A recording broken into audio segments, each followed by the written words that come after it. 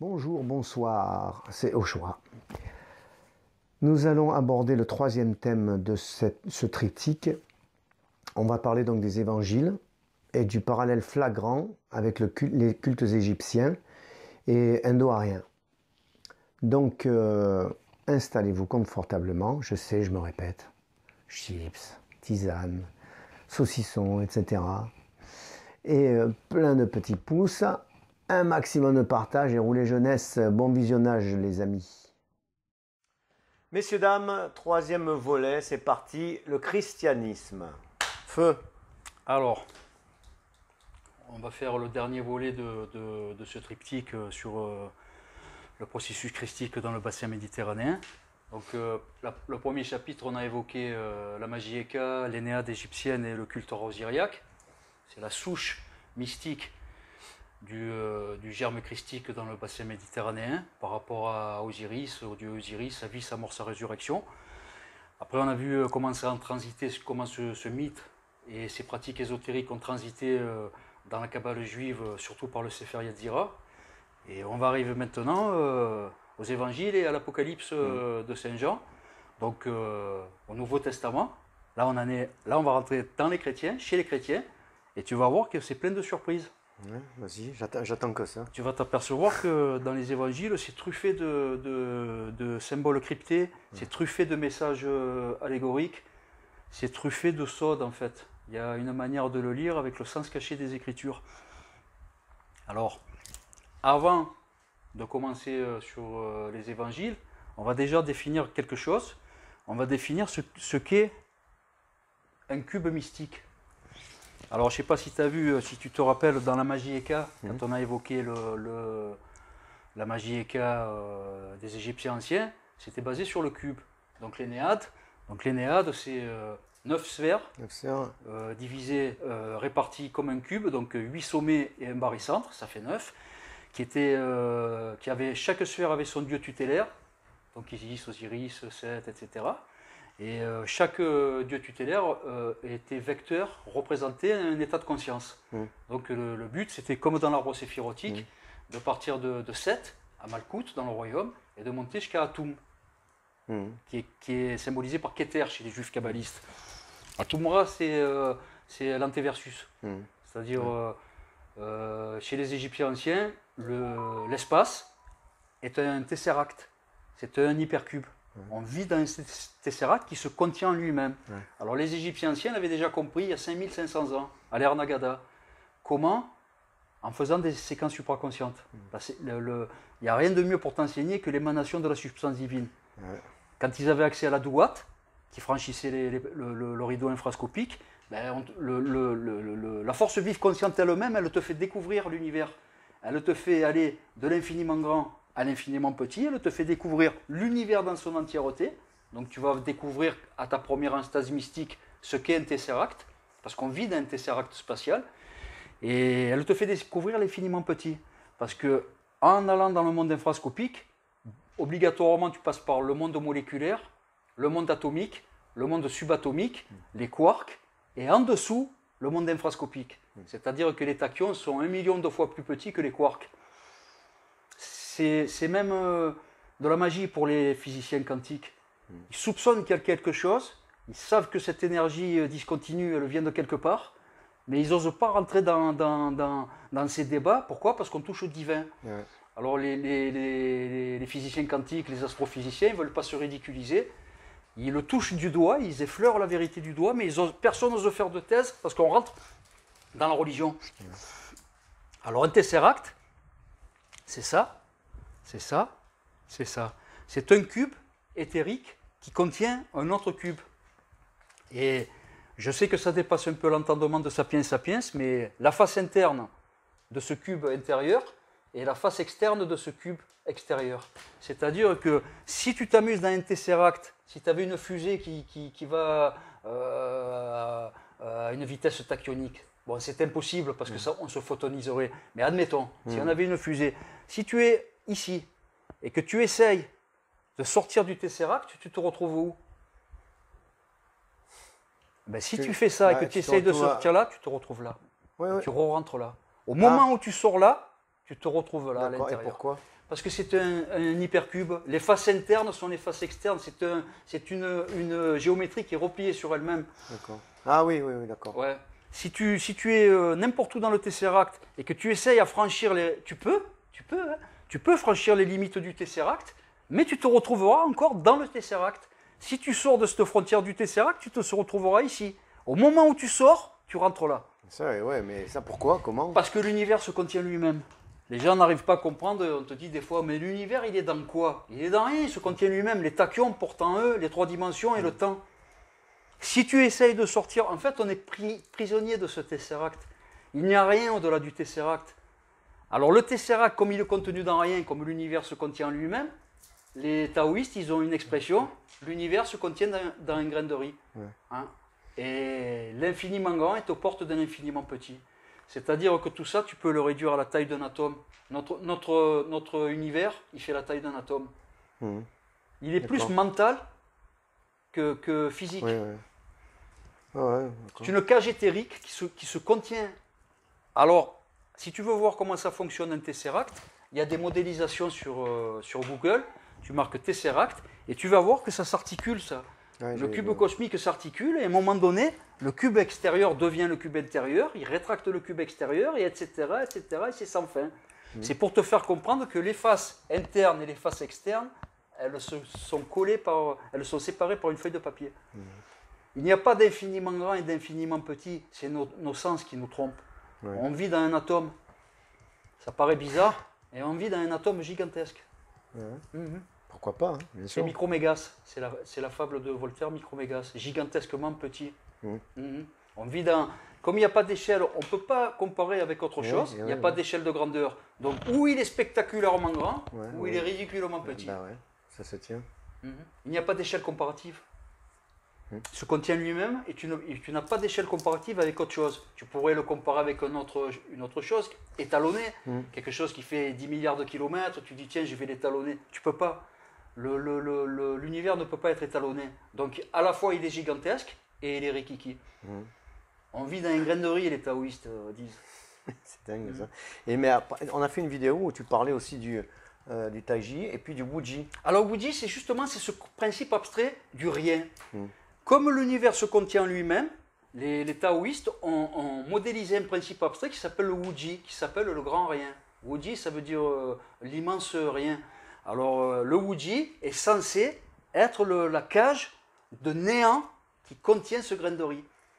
C'est un principe abstrait, le wuji, n'existe pas en fait, c'est un principe abstrait. Il faut bien extrapoler à un moment donné, parce que sinon... Surtout, c'est que c'est tellement un tesseract, quand tu dis que l'univers se contient lui-même, c'est tellement abstrait qu'en plus les gens... Maintenant, on le comprend mieux. Les gens vont te poser la question, ils vont te dire, bon, s'il se contient lui-même, qui contient l'univers? Il n'y en a pas, c'est le wuji, c'est le néant.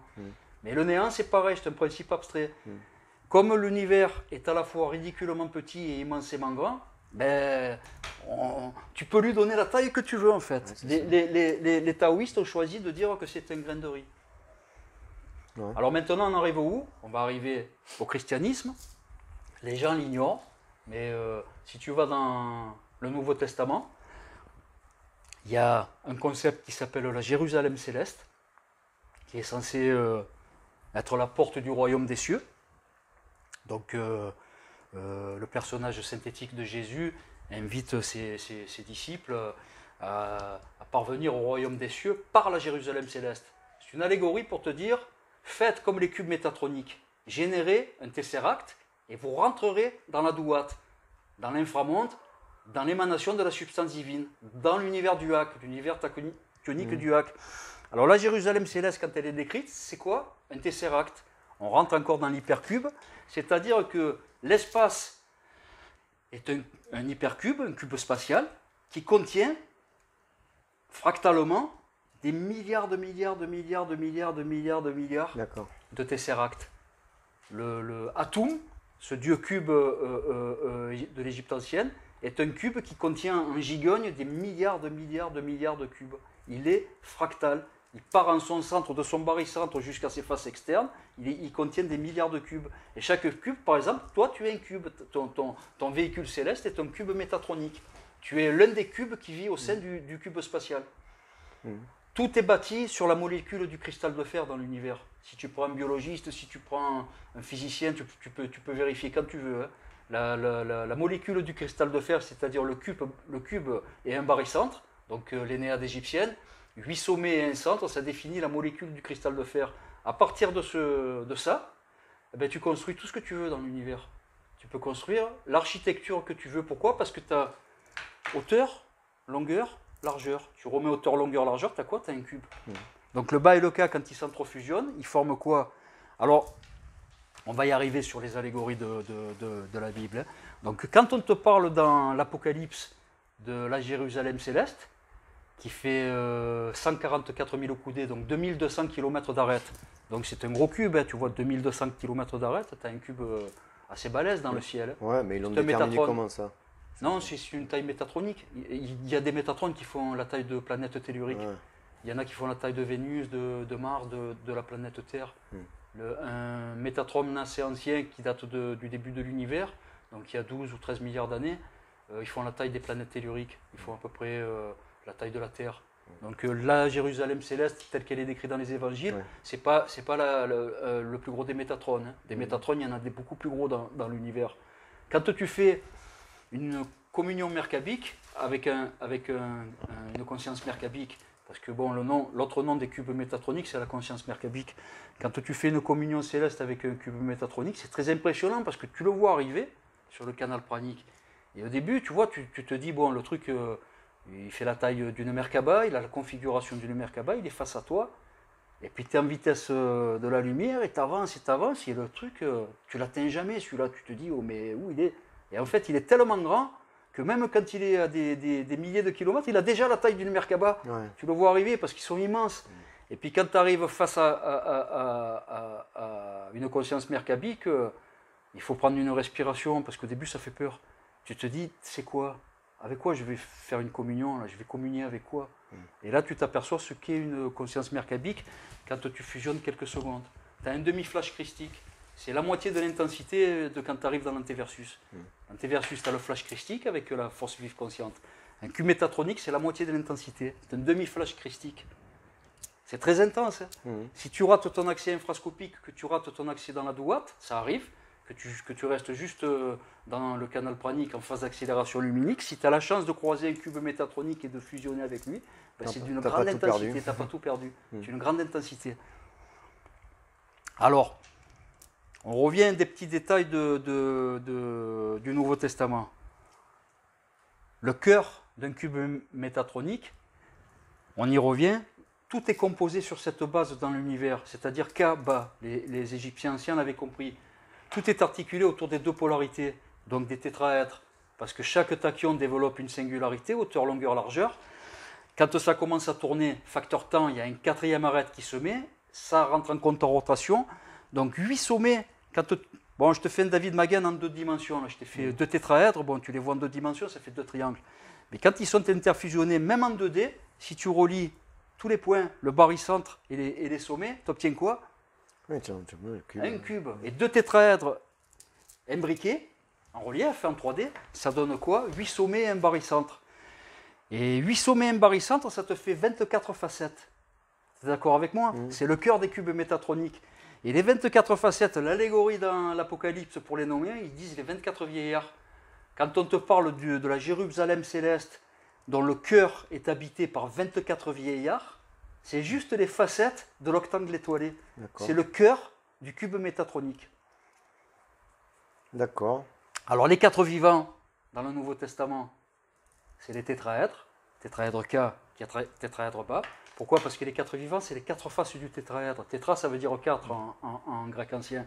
Le tétraèdre, quand on te parle des 4 vivants, c'est quoi? Tétraèdre K, tétraèdre bas. Les 4 vivants, quand ils se fusionnent encore avec un autre groupe de 4 vivants avec les 4 facettes, ça donne quoi? Un octangle étoilé. L'octangle étoilé te donne quoi? Les 24 vieillards, qui est le cœur de la Jérusalem céleste.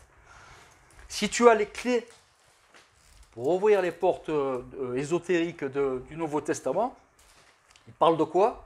Exactement pareil que la magie Eka égyptienne, et exactement pareil que le Sefer Yetzira des juifs kabbalistes. Seulement dans le Nouveau Testament, c'est ultra crypté. Alors la question que je pose, je lance un débat. Pourquoi l'Église a coupé la vérité à ses fidèles? Pourquoi elle tronque la vérité à ses fidèles? Pourquoi elle ne propose à ses croyants que la lecture de surface? Pourquoi les curés, le dimanche à l'église, n'expliquent pas la portée mystique, symbolique de la Jérusalem céleste, des 24 vieillards, des 4 vivants? Parce que les bigots et les bigotes ne sont pas à même de le comprendre, peut-être. C'est une explication. Peut-être qu'à une époque, les Byzantins, au IVe siècle, ils ont tout crypté, ils se sont dit non, on ne peut pas donner ça au peuple. Mais il doit y avoir d'autres explications. C'est que l'élite intellectuelle qui peut décrypter tout ça, quoi. Alors déjà aussi, il y a une autre raison, c'est que quand un humain parvient à générer un tesseract, alors là j'ai marqué la Jérusalem céleste, donc les cubes métatroniques, ça s'appelle anomalie gravitationnelle quantique. Les physiciens, pour parler des Merkabah, c'est le nom scientifique. Ils parlent d'une anomalie gravitationnelle quantique. Parce qu'un tesseract modifie la structure de notre univers, modifie la gravité, modifie le quantique, et ça génère quoi? Des anomalies. On appelle ça, les tesseracts sont appelés des anomalies gravitationnelles quantiques. Le phénomène est connu par les astrophysiciens, par les physiciens quantiques. Le phénomène est connu. Il ne divulgue pas. Si, Max Planck, il a fait une thèse récemment, il parle des anomalies gravitationnelles quantiques, mais il ne va pas trop loin. Et voilà. Il va pas trop loin.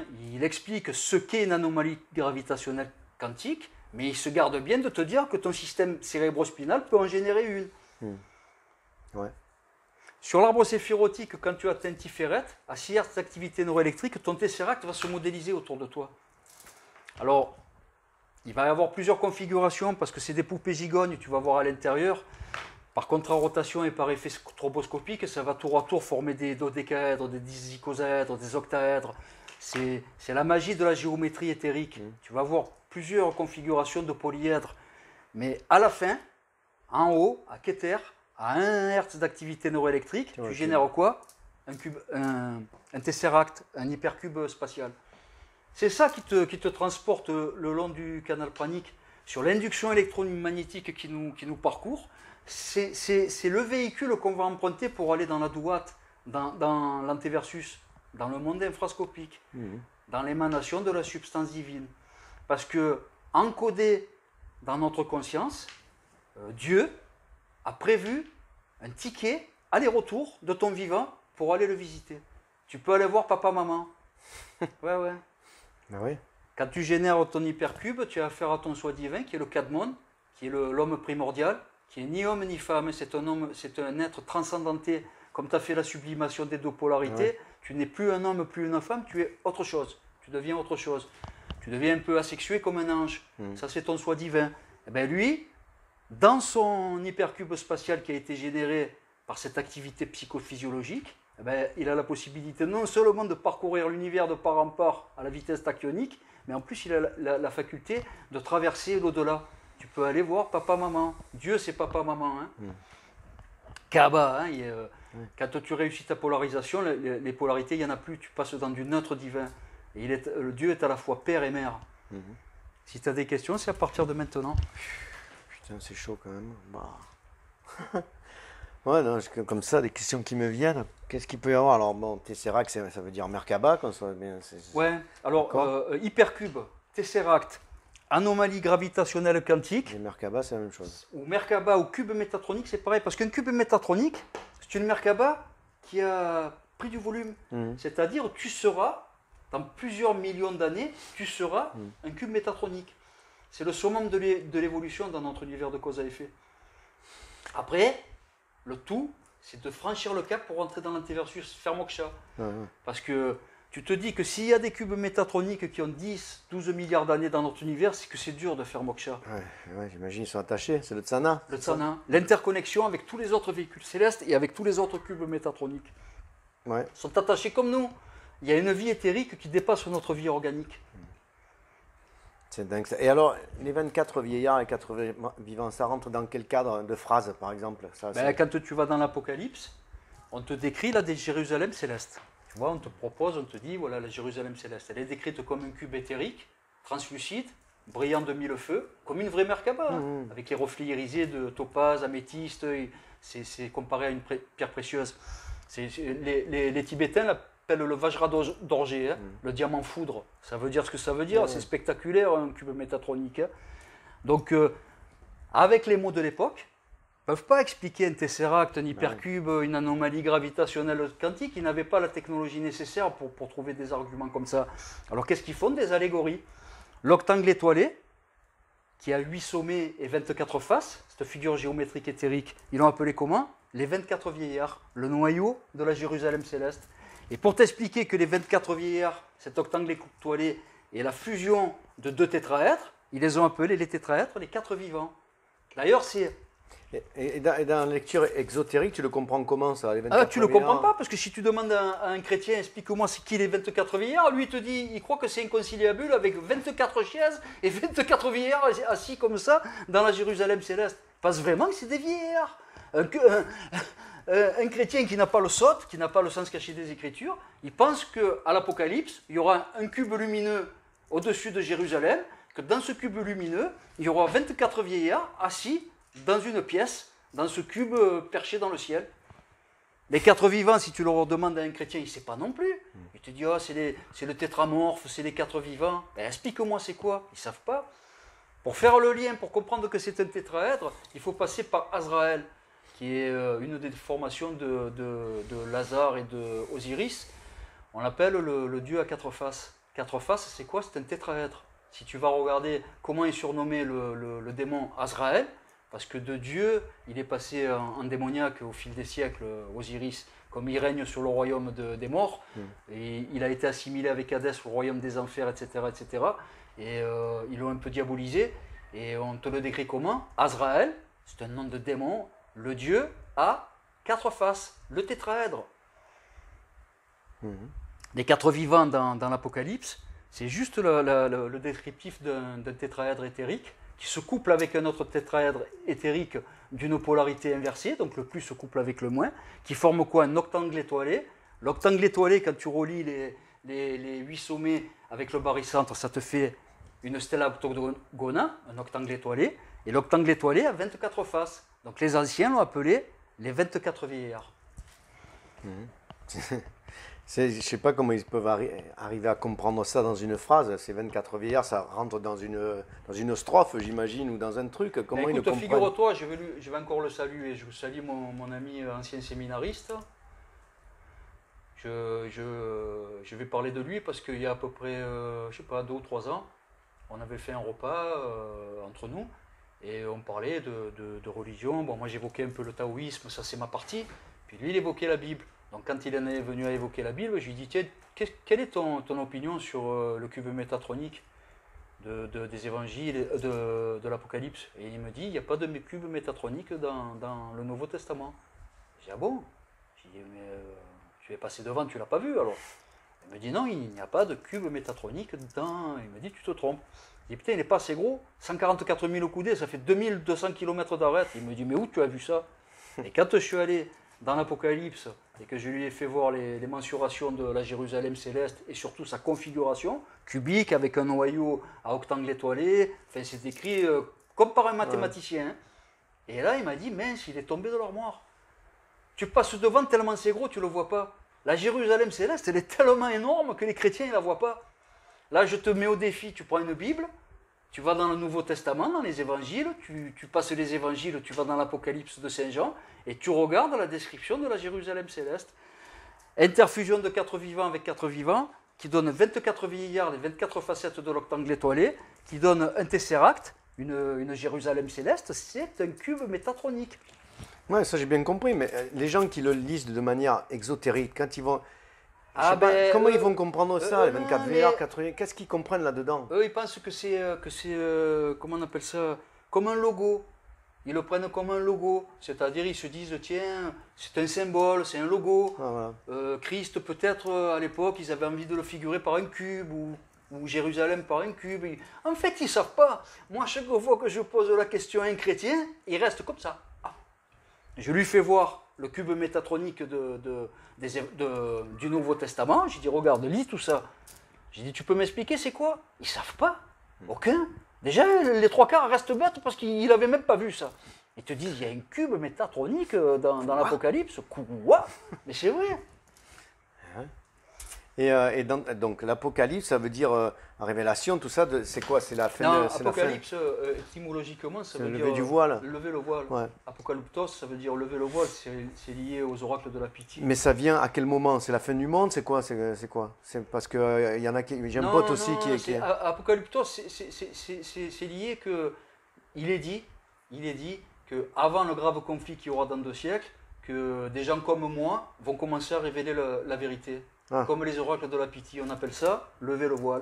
Avant le grave conflit, il y aura l'Apocalypse. Parce que l'Apocalypse ne décrit pas le conflit, décrit la phase préliminaire, la levée de voile. Les gens vont comprendre petit à petit vers quoi on va.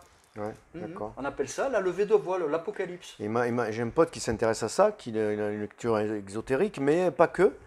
Et il me parlait qu'il va y avoir les froids, les chauds et les tièdes.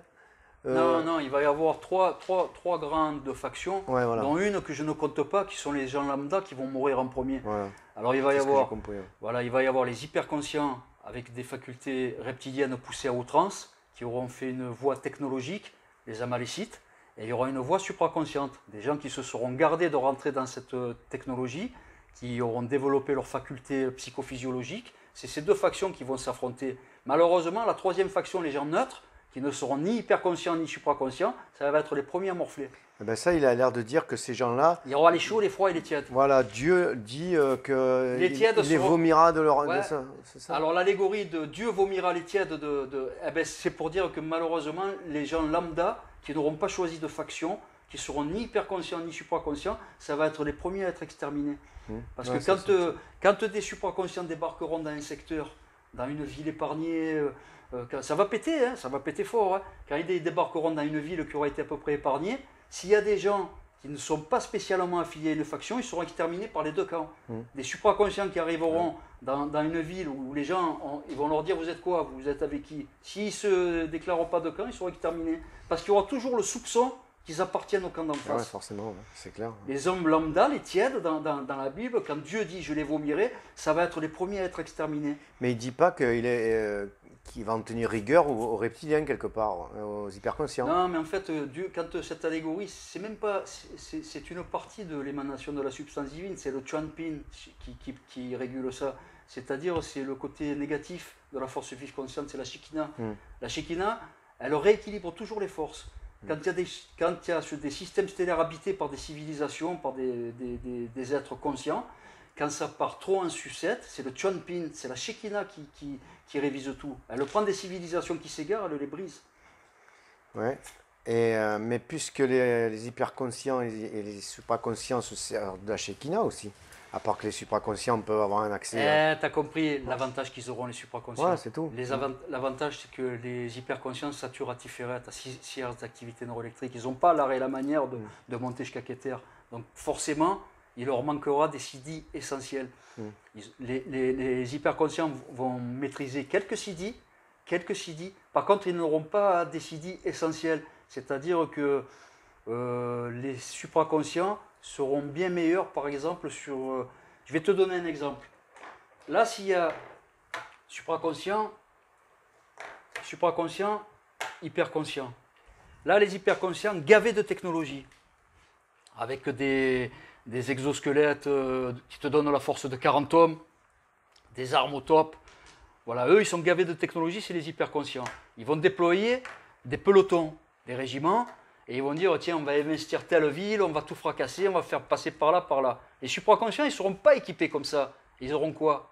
Ils ont un flash précognitif. Flash précognitif, préscience. Ils sauront exactement ce qu'ils sont en train de préparer eux. Avant que des opérations militaires soient montées, elles seront tuées dans l'œuf.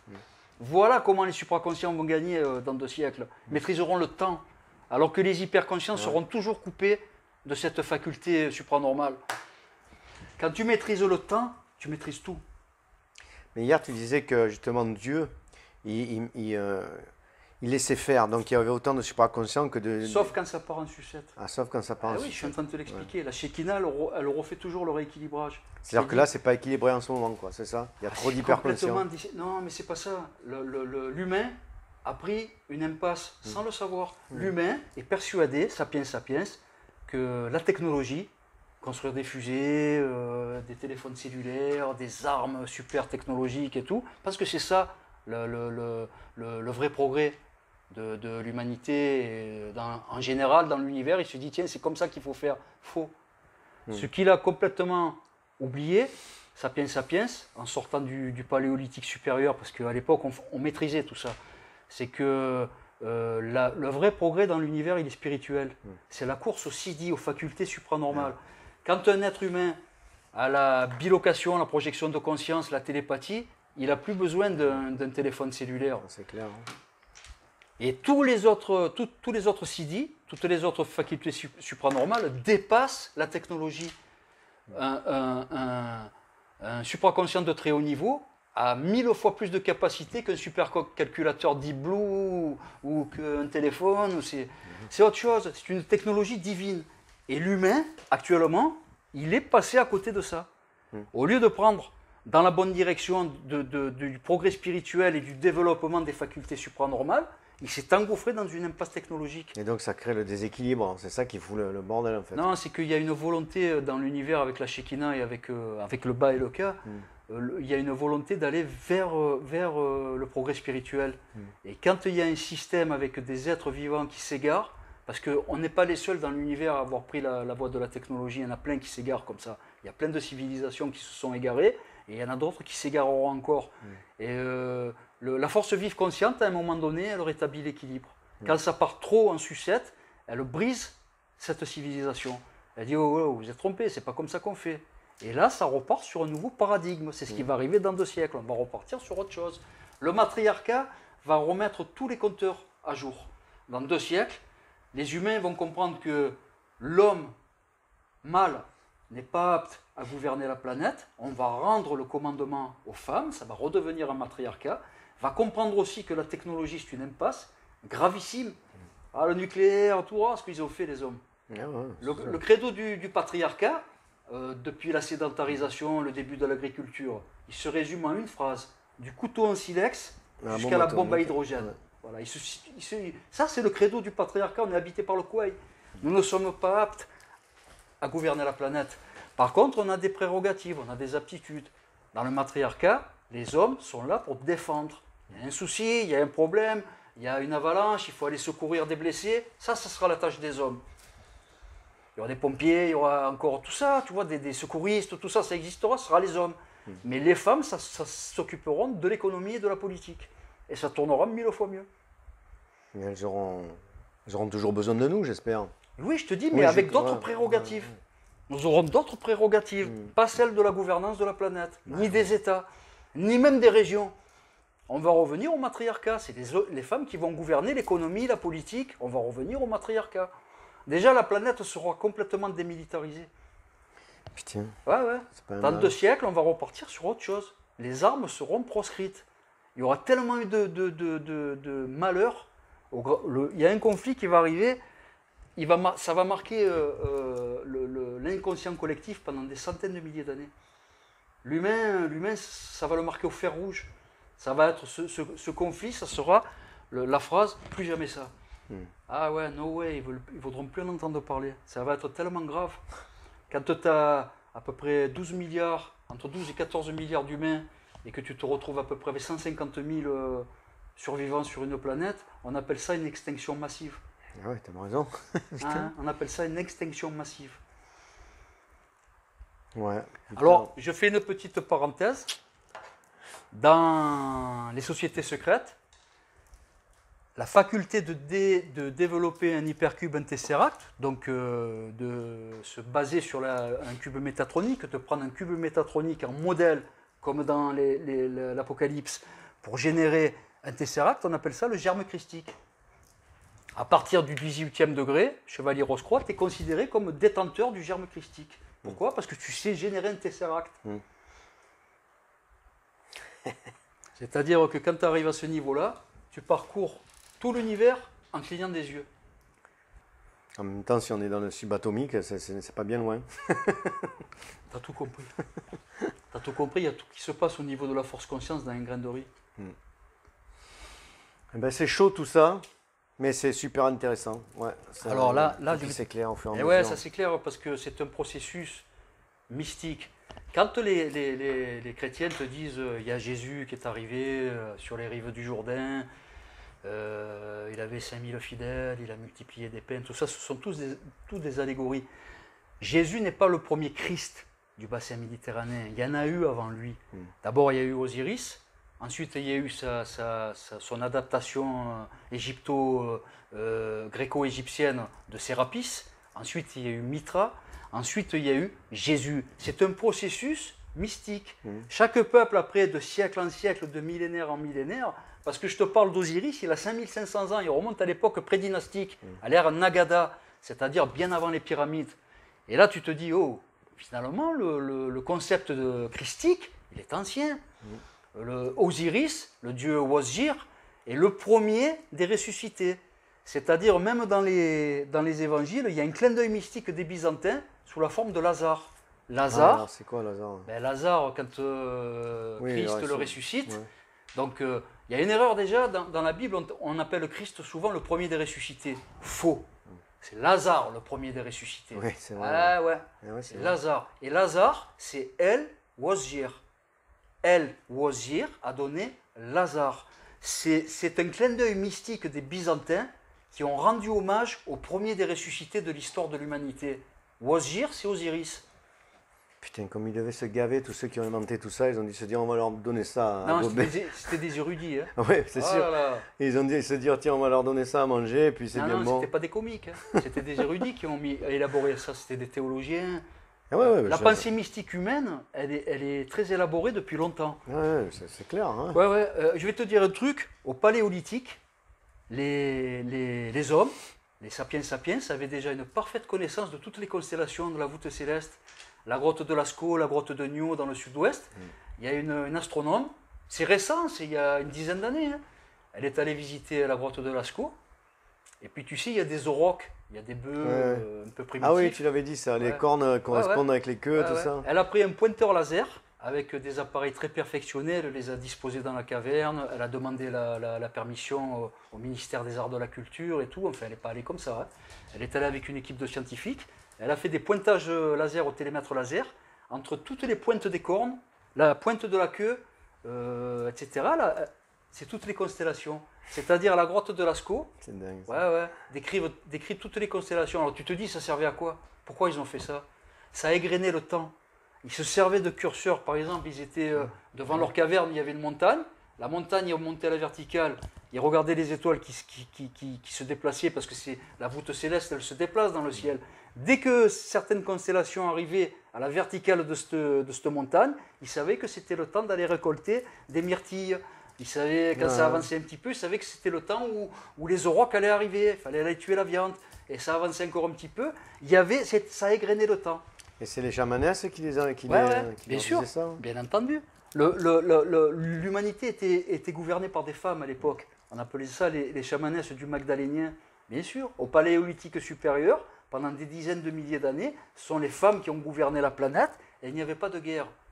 On a retrouvé dans les strates archéologiques, on n'a retrouvé aucune trace de guerre. Les hommes mouraient de vieillesse, de maladie ou d'accident et ne mouraient pas par la guerre. Aucune trace de conflits interethniques ou intertribaux. Les gens mouraient d'accident, vieillesse, maladie, point. Ça a été le premier âge d'or de l'humanité. Quand les femmes gouvernaient la planète, il y a tout qui allait bien. Sur ça, nous, on n'est pas bon. Ah ouais, Un homme, il ne faut pas lui donner la gouvernance même pas d'une région ou d'un département. On n'est pas bon.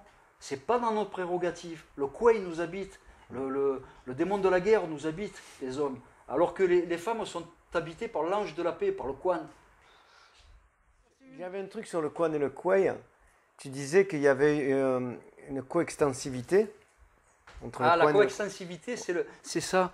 Tu vois, quand je te parle des tétraèdres qui se déploient le bas et le Ka, quand ils développent le hauteur, longueur, largeur, ils ont besoin l'un de l'autre pour le faire. Ça, ouais. On appelle ça la coextensivité.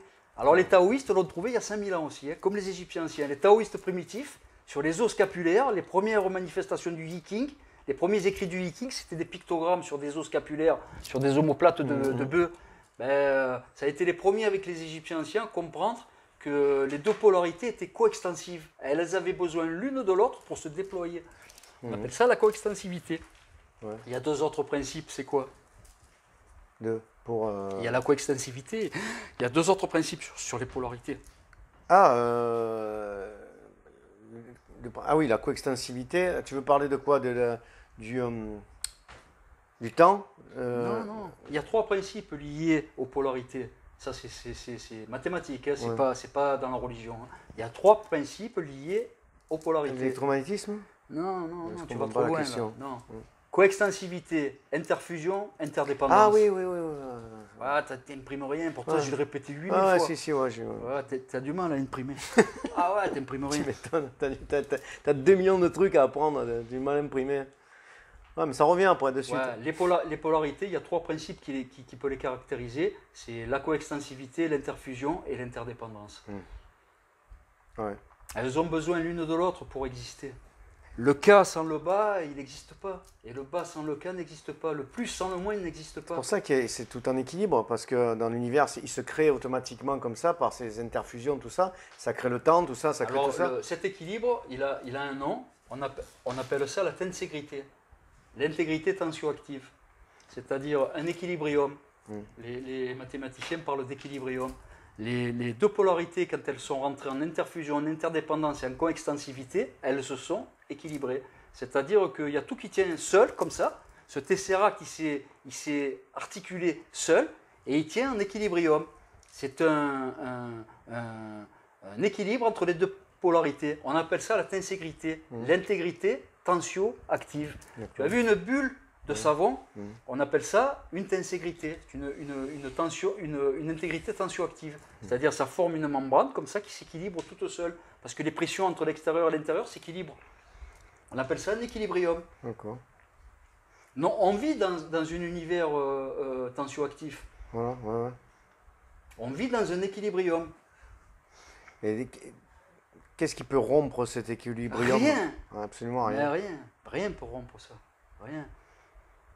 Ce qui part d'un côté, ça revient de l'autre. Je veux dire, Bien ça sûr, se rééquilibre tout le temps toujours. sans arrêt. Les montagnes sont aplaties et les vallées sont comblées. C'est une phrase du Tao Te Ching. Ouais. Tôt ou tard, les vallées seront comblées et les montagnes seront aplanies. Ça s'équilibre toujours. Alors, je vais te poser une question. Est-ce que tu le ressens maintenant, ce processus mystique entre la magie Eka, la Kabbale juive et le christianisme? Ah oui, carrément. Ouais. Si, Tu l'as intégré Ah là? oui, carrément. Ouais. Voilà. Bien sûr. Ouais. Ben oui, tu le prends dans la tronche et je veux dire, il y a tout qui s'éclaire au fur et à mesure. Donc tu sens qu'il y a un processus, tu sens qu'il y a, Bon, il y a un tu veux truc que qui je te se passe. dise un truc maintenant? Vas-y. Le noyau dur des cardinaux du Vatican le savent, ça. Ouais, mais tu me l'as dit déjà. Ah ouais. C'est-à-dire le noyau dur des cardinaux, il y a un noyau dur au Vatican qui forme une loge maçonnique. J'ai le droit de le dire parce que c'est la vérité. Ils sont organisés, les cardinaux, en loge maçonnique. Et dans cette loge, un noyau dur de vieux cardinaux, à certains on ne leur dit pas. Parce qu'on se dit, oh lui, il ne rentrera pas trop dans cette combine, il est un peu bébête. Mais quand ils sentent qu'il y a quelqu'un de réceptif, ils le font rentrer dans ce noyau dur et on l'initie. On lui dit, tu sais, Jésus, c'est pas ce que tu crois. Alors le mec, il dit, comment Jésus, c'est pas ce que tu crois? Il dit, tu vois, Jésus de Nazareth, il n'a jamais existé. Ah, mince, c'est quoi alors? Ben, c'est un cube. Quoi? Eh ouais. Alors ils repartent de la magie Eka et ils lui font une initiation comme je suis en train de te faire pour arriver au cube de la Jérusalem céleste. Et là, le mec, en quelques jours, il comprend, il dit, oh mince, alors donc Jésus de Nazareth est un cube? Oui, c'est un cube éthérique. C'est une faculté encodée dans ton système cérébrospinal. Il lui explique. Christ est un état de conscience. Christ est un état de conscience modifié. Il se situe entre 1 et 3 Hz d'activité neuroélectrique dans ta psyché. On appelle ça l'enstase mystique. Il est possible de ton vivant d'aller communier avec l'émanation de la substance divine, avec Dieu. Et ça, on te le cache. Et ça, l'Église le cache. Alors que par exemple, les bouddhistes te donnent la recette avec les vahanas, les hindouistes te donnent la recette avec les vimanas, les juifs kabbalistes, les juifs te donnent la recette avec la kabbale, les soufis dans l'islam te donnent la recette dans le soufisme avec le baraldat. Et qui c'est qui est les couillons de service? Les chrétiens. Mais pourquoi ils font ça? Bonne question. oui, pourquoi? C'est parce qu'ils Eh, sont parce plus, que, ils sont parce trop. que le Vatican est richissime aussi, Voilà. il perdrait tous ses privilèges. Si on commence à enseigner aux gens que Christ vit à l'intérieur de leur psyché et qu'il est possible de générer le phénomène pour aller communier avec Dieu, là je te parle l'émanation de la substance divine, là c'est pas Jésus, hein, là c'est Dieu. Alors quand on leur explique, on lui dit tu es le Fils de Dieu, et tu es le Fils de Dieu, et madame venez là, vous êtes la fille de Dieu, vous êtes Christ, Christ, Christ, Christ. Oh, l'église, elle s'écroule là. Eh ouais, c'est clair. Eh bien sûr, tu leur sapes les fondations là. C'est dingue que des gens théoriquement spirituels partent en sucette comme ça pour. Non, mais si je te dis que par exemple les archevêques, les évêques, les prêtres, les sacristains ne sont pas au courant, c'est que même eux se font duper. C'est-à-dire, on ne ment pas que aux fidèles. L'Église, elle ne ment pas que à ses fidèles. Ouais, regarde le noyau dur qui. Mais elle ment même à la hiérarchie qu'elle a structurée. C'est-à-dire, à un moment donné, les seuls qui savent, c'est le pape et le noyau dur des cardinaux. L'Assemblée des cardinaux, un noyau dur à l'intérieur, pas tous. Hein.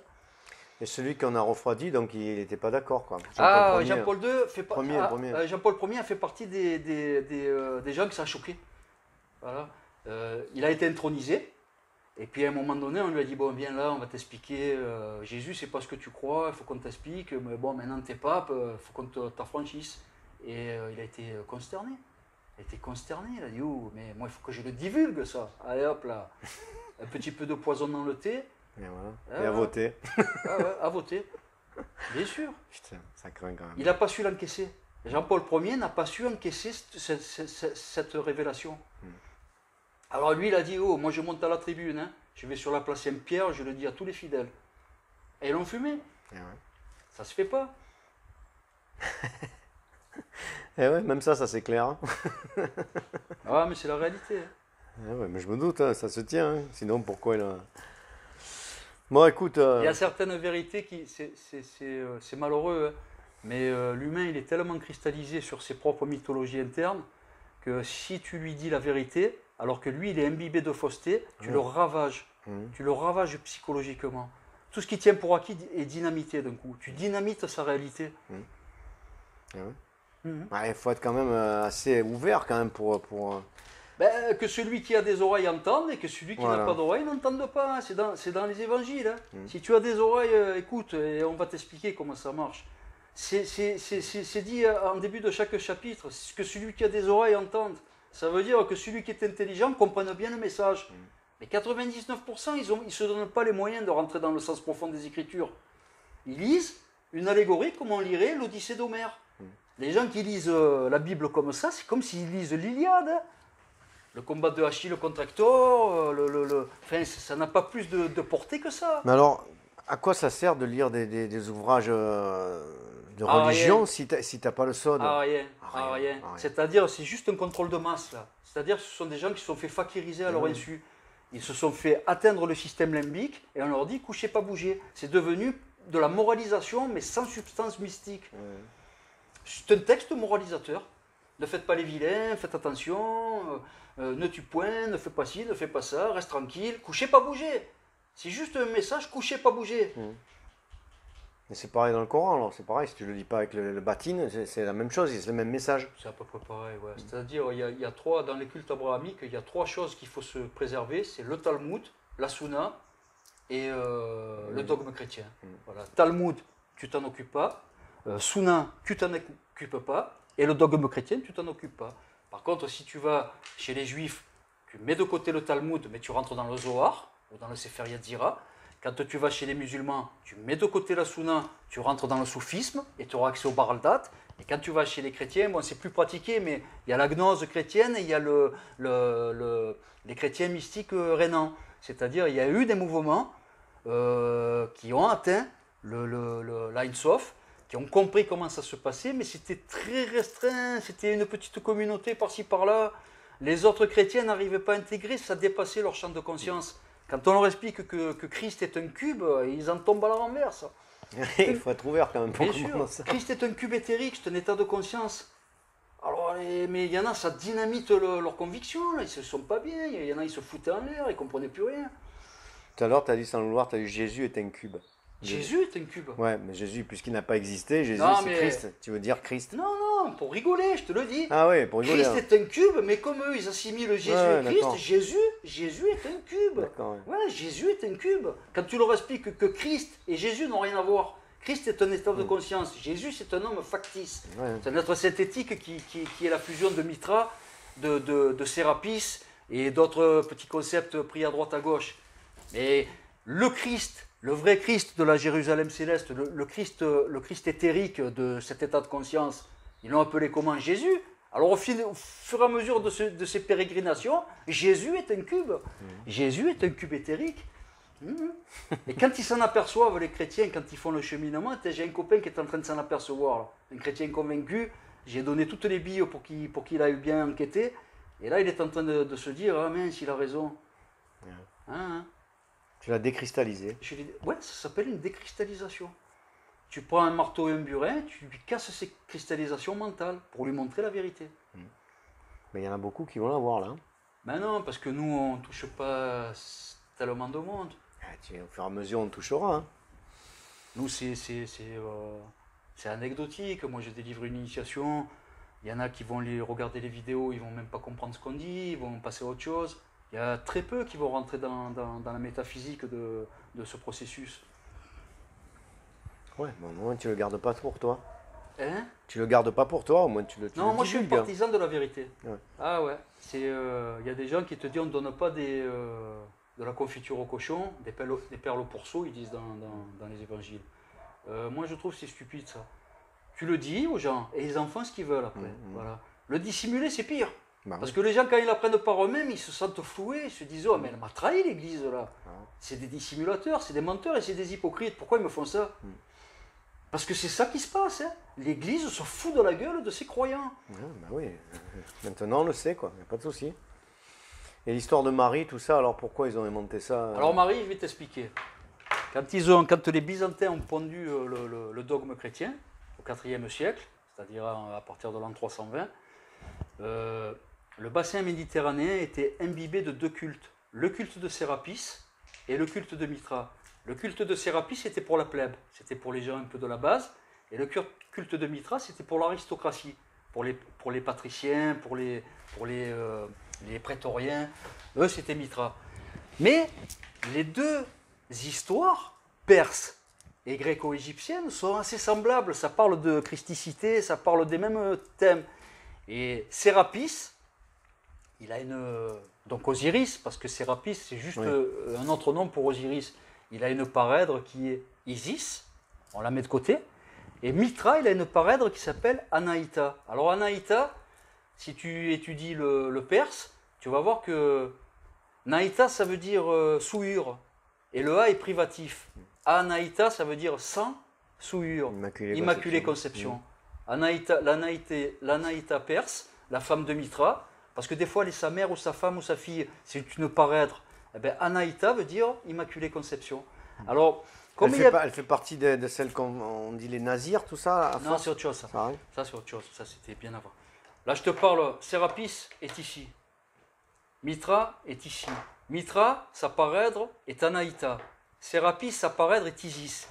Quand les Byzantins ont détruit tous les Sérapéums et tous les Mitréums, entre Constantin Ier et Théodose Ier, entre 320 et 390 après Jésus-Christ, il y a eu 70 ans de purge. On appelle ça la conversion par l'épée. Ils rentraient dans les Sérapéums, dans les églises de Sérapis, fracassaient tout. Ils tuaient les prêtres. Et aux fidèles, ils disaient, bon, vous voulez vivre ou vous voulez mourir? Si vous voulez vivre, vous vous convertissez au christianisme. Donc qu'est-ce qu'ils ont fait? Ils se sont convertis. Et à la place du Sérapéum ou du Mitréum, ils ont fait quoi? Des églises. Et ce que je suis en train de te dire, si tu consultes des ouvrages d'archéologie ou sur les cathédrales ou sur les églises, toutes les églises et toutes les cathédrales sont bâties sur des anciens Sérapéums, des anciennes églises vouées, des anciens temples d'Isis ou des anciens Mitréums. Il y a eu une conversion par l'épée pendant 70 ans entre Constantin Ier et Théodose Ier. Il y a eu une conversion par l'épée. Mais quand même, pour satisfaire cette manne de croyants, ils ont dit... Parce que les gens, ils sont arrivés, ils ont dit, mais... Ceux de Sérapis, ils disaient, mais où elle est Isis? Et ceux du culte de Mitra, ils disaient, mais où elle est Anaïta? Alors ils ont dit, putain, il faut qu'on leur donne du pain, il il faut qu'on leur donne à manger de la substance mystique. Ils leur ont fait quoi? Marie, la fusion de Isis et de Anaïta. Ils ont créé un être synthétique qui est la fusion de ces deux divinités. Ils ont créé Mariam. Et Jésus, après je vais te dire pourquoi le nom Jésus. Et Jésus, c'est la fusion de Mithra et de Sérapis, parce que tout le bassin méditerranéen, toute l'Europe était constellée de Sérapéum et de Mithraeum. C'était des temples voués à Isis, à Mithra ou à Sérapis. Constantin Ier, il a tout balayé. Il a dit, les Constantiniens, cette dynastie, ils ont tout balayé. Ils ont dit, hop là, il faut qu'on mette main mise sur un formidable outil de contrôle de masse, la religion. Il faut qu'on balaye le culte de Sérapis, le culte de Mithra, il faut qu'on s'empare de ça. Ils ont tout fracassé, ils ont posé leurs propres évêques, leurs propres archevêques, et ils ont tout contrôlé à partir de l'an 320. C'est une volonté politique, le christianisme, ce n'est pas une volonté mystique. Par contre, ils ont constellé le Nouveau Testament de clin d'œil mystique. Lazare, la Jérusalem céleste, un peu par-ci, un peu par-là, les 24 vieillards, les 4 vivants. Ils ont constellé les écrits de clin d'œil mystique qui étaient destinés à quoi? À l'aristocratie byzantine. Parce que le peuple ne pouvait pas les comprendre. Alors Jésus, pourquoi? Il y a eu un thème sur un club de parole il n'y a pas longtemps. Pourquoi Yeshua, pas Yeshua? Pourquoi Jésus, pas Jésus? En fait, il y avait une volonté indo-européenne. Les Byzantins sont des indo-européens orientalisés. C'est une souche grecque et romaine. C'est l'empire romain qui s'est orientalisé quand il s'est installé à Constantinople. Et il y avait un dieu, pendant des siècles et des siècles et des siècles, qui avait précédé toute cette tradition dans les peuples indo-européens, c'était Essus. Essus, c'était un dieu celte. Essus, c'était un faiseur de miracles, comme Mithra, comme Sérapis. Essus. Et il y a une théorie qui apparaît depuis quelque temps avec des linguistes qui se disent c'est pas si con. Il semblerait que l'aristocratie byzantine se soit servée de ce dieu Alors Essus, il était dans tous les territoires celtes, il était vénéré au même titre que Christ. C'était le dieu qui est sauveur. Alors on fera une émission parce que je te montrerai tous les parallèles qu'il y a entre le dieu celtique Essus et le Jésus des évangiles. Et pourquoi ils l'ont fait grand et blond et blanc? Non, ça c'est Hollywood. Ça c'est Hollywood. Non mais Jésus. Non, c'est Hollywood. À partir... Oui, c'est... Ah ouais? Ouais. Tu me poses la question, je suis en train de te répondre. Oui, non, mais il me semble que ça a toujours été comme ça, moi. Non, jamais. Non. Ah ouais? À partir des années 40-50, Jésus a été pris en main par Hollywood, l'industrie cinématographique. Et entre les années 40 et les années 60-65, et il y a un des Jésus qui a été mythique, c'est Max von Sydow. Ils ont pris un germano-scandinave pour tourner le Christ, un mec qui fait 1m88, les cheveux blonds, les yeux bleus. Et là, d'un coup, toutes les statues ont été commandées par les prêtres de partout à le sortir de la guerre. Ils voulaient des Christ avec les yeux bleus, les cheveux blonds et longs. Ouais. C'est Hollywood qui a... Donc à partir de là, ils se sont dit déjà c'est du pipeau quoi, parce que pourquoi ils ont voulu ce genre de statut? Si jamais ils étaient croyants de Jésus, ils se sont dit Jésus c'est un frisé petit. Jésus c'est un petit bonhomme, s'il avait existé sur les territoires palestiniens, ça aurait été un petit bonhomme de 1m50, 1m55, parce que la taille était réduite, les hommes ils ont grandi depuis, la taille était réduite. S'ils avaient dû mettre un vrai crucifié de la taille de ce Palestinien, je dis pas israélien, là, je dis palestinien, c'est volontaire. S'ils avaient mis un homme vraiment, il aurait fait 1m55, il aurait été crépu, il aurait été basané, il aurait eu les yeux noirs, mais pas le Christ hollywoodien qu'on nous présente maintenant.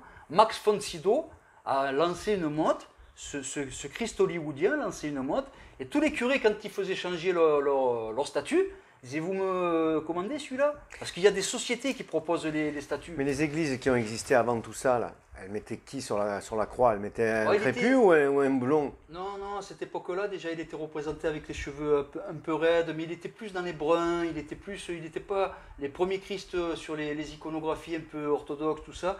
Il était brun, il n'était pas... Mais c'est vraiment les statues qui ont été commandées à partir des années 50, quand il y a eu tous les péplums qui traitait de l'histoire christique. Là, Dieu s'est occidentalisé. Christ, Jésus s'est occidentalisé. Il est devenu blond aux yeux bleus. Ça faisait tellement plaisir au peuple indo-européen qui Oui, l'avait mais adopté. ils ne se sont pas dit, il y a un problème, il y a un schisme. Non, Personne mais s'est non. dit, il y a un schisme là. Non, Parce que rien que ça, déjà, tu te dis, il y a un non, peu. pas du tout, pas du tout. On appelle ça la totémisation. Il faut donner aux gens ce qu'ils ont envie. Leur système limbique réclame des totémisations. Ils veulent un Christ rédempteur, ils veulent qu'il y ait une figure maternelle, il y a Marie. Donc tous ces gens, tous ces peuples indo-européens ont été contents parce qu'on leur a totémisé ce qu'ils avaient envie. Donc ils s'en foutent. Au plus tu leur donnes ce qu'ils ont envie d'avoir, au plus ils sont contents. Ouais, ouais. Un peuple indo-européen, tu lui donnes un Jésus avec les yeux bleus et les cheveux blonds, il est content. Nous sommes un peuple indo-européen en Europe, ils sont contents. Nous sommes d'ascendance celte, C'est dingue tout ça. bien sûr. Quand tu On mets appelle le doigt ça, dessus, on tout appelle ça s'éclaire. des totems. Les Ouais. Byzantins l'ont compris, ils ont compris que le système limbique des humains était faillible. Les putains, on va s'en servir, on va créer un formidable outil de contrôle de masse. Et puis, ils se sont toujours réglés petit à petit, de concile en concile, pour plaire aux fidèles. Fallait leur dire ce qu'ils avaient envie d'entendre, pour mieux les manipuler. Une fois, tu m'as dit que c'est. Je t'ai posé la question sur les nazirs. Là. Tu m'as dit que nazir, ça voulait dire pur et que la Vierge Marie Oui, pourrait aussi. être. Et qu'est-ce que je t'ai dit il y a 10 minutes, mais tu n'écoutes pas? Je t'ai dit le culte de Mitra et le culte de Sérapis sont très semblables. Le culte perse et le culte égyptien sont semblables. Donc bien sûr, ça s'appelait aussi fait sans souillure, c'est-à-dire Marie dans le... Oui, d'accord. Voilà, ben c'est pareil. Quand je te dis pareil, je te dis kiff kiff. Tu comprends si je te dis kiff kiff? Oui, mais ben, kiff, kiff. je pensais que nazir, Non. c'était la même C'est époque. pareil. Et que... Ah, d'accord. Kiff kiff, ça veut dire pareil. Kiff kiff, pareil. Le culte de Mitra et le culte de Sérapis, kiff kiff, tu comprends? Voilà. Sans souillure chez les nazis, les nazirs, chez la secte nazaréenne des Esséniens, il fallait que le grand-père ait été élevé dans la tradition essénienne, qui ne boivent pas d'alcool, qui ne se fassent pas de métal en contact avec la kératine, avec les ongles et les cheveux. Il fallait l'élever dans une certaine manière. S'ils se mariaient avec une essénienne, il fallait qu'elle soit élevée comme ça. Ils allaient avoir des enfants qui avaient été élevés comme ça. Ils allaient les marier avec d'autres enfants qui avaient été élevés comme ça. À la 3e génération, tu avais un nazir. Tu avais quelqu'un qui avait été élevé dans la pureté. Samson, dans l'Ancien Testament, est un nazir. C'est-à-dire, c'est un être élevé sans impureté. Et chez les Perses, Mitra, il y a le même principe avec Anaïta, sans souillure. Voilà. Oui, D'accord. c'est kiff, kiff. Ouais, mais ça j'ai compris, mais d'accord. Et qu'est-ce que je voulais dire? Merde, il y a un truc qui m'a C'était du pain béni pour les Byzantins. Quand ils ont compris que le culte de Mitra et le culte de Sérapis étaient assez semblables, c'est là qu'ils ont eu l'idée de les fusionner. Ils se sont dit, on va tuer le clergé de Sérapis, on va fracasser le clergé de Mitra, et on va réguler, on va créer une doctrine où tout le monde sera contenté. Et quand ils ont consulté les préceptes de l'un et de l'autre, ils ont dit « Oh, mais il y a beaucoup de choses que ça se ressemble là. » Parce que la pensée humaine, l'inconscient collectif est semblable. Tous les peuples tendent vers la même spiritualité. Et par contre, ils ont fait des erreurs, comme Nazareth ou n'importe quoi. Bien là. sûr. Ouais. Ah oui, mais ça, ils ne pouvaient pas le savoir. Il y a des choses, nous, on est au courant maintenant parce que l'archéologie, l'histoire, la philosophie, l'anthropologie, l'ethnologie, la sociologie, on a fait des progrès, mais alors incommensurables. Mais à l'époque, il y a des choses, ils ne pouvaient pas le savoir. Il n'y avait pas de linguiste, par exemple. Les Byzantins, quand ils ont vu Jésus, Nasreth, machin, des vieilles machins esséniennes, parce qu'ils se sont bâtis sur les cultes de Mitra, les cultes esséniens, Emmanuel Machiar, un des totems de Jésus, c'est Emmanuel Machiar. Et quand ils ont vu Nasreth, ils ont dit « Ah, mais c'est une ville qui s'appelait Nazareth, il faut qu'on la trouve. » Alors les Constantiniens, Constantin Ier et sa maman Hélène, ils ont dépêché des cohortes de légionnaires, ils ont dit « Vous allez me trouver le village. » Les légionnaires, les prétoriens, les patriciens, ils sont allés en Palestine, ils ont écumé en long, en large, à travers, et les gens disaient « Ah non, mais il n'y a pas de village qui s'appelle Nazareth ici. » Alors ils ont envoyé une missive à Constantinople, et ils ont dit « Pas une trace de ce village. » Et qu'est-ce qu'il a dit Constantin? Vous m'en créez un. Ils ont pris une oasis, et ils ont créé au IVe siècle, de toutes pièces, le village de Nazareth. Ah ouais, pour que ça tienne debout.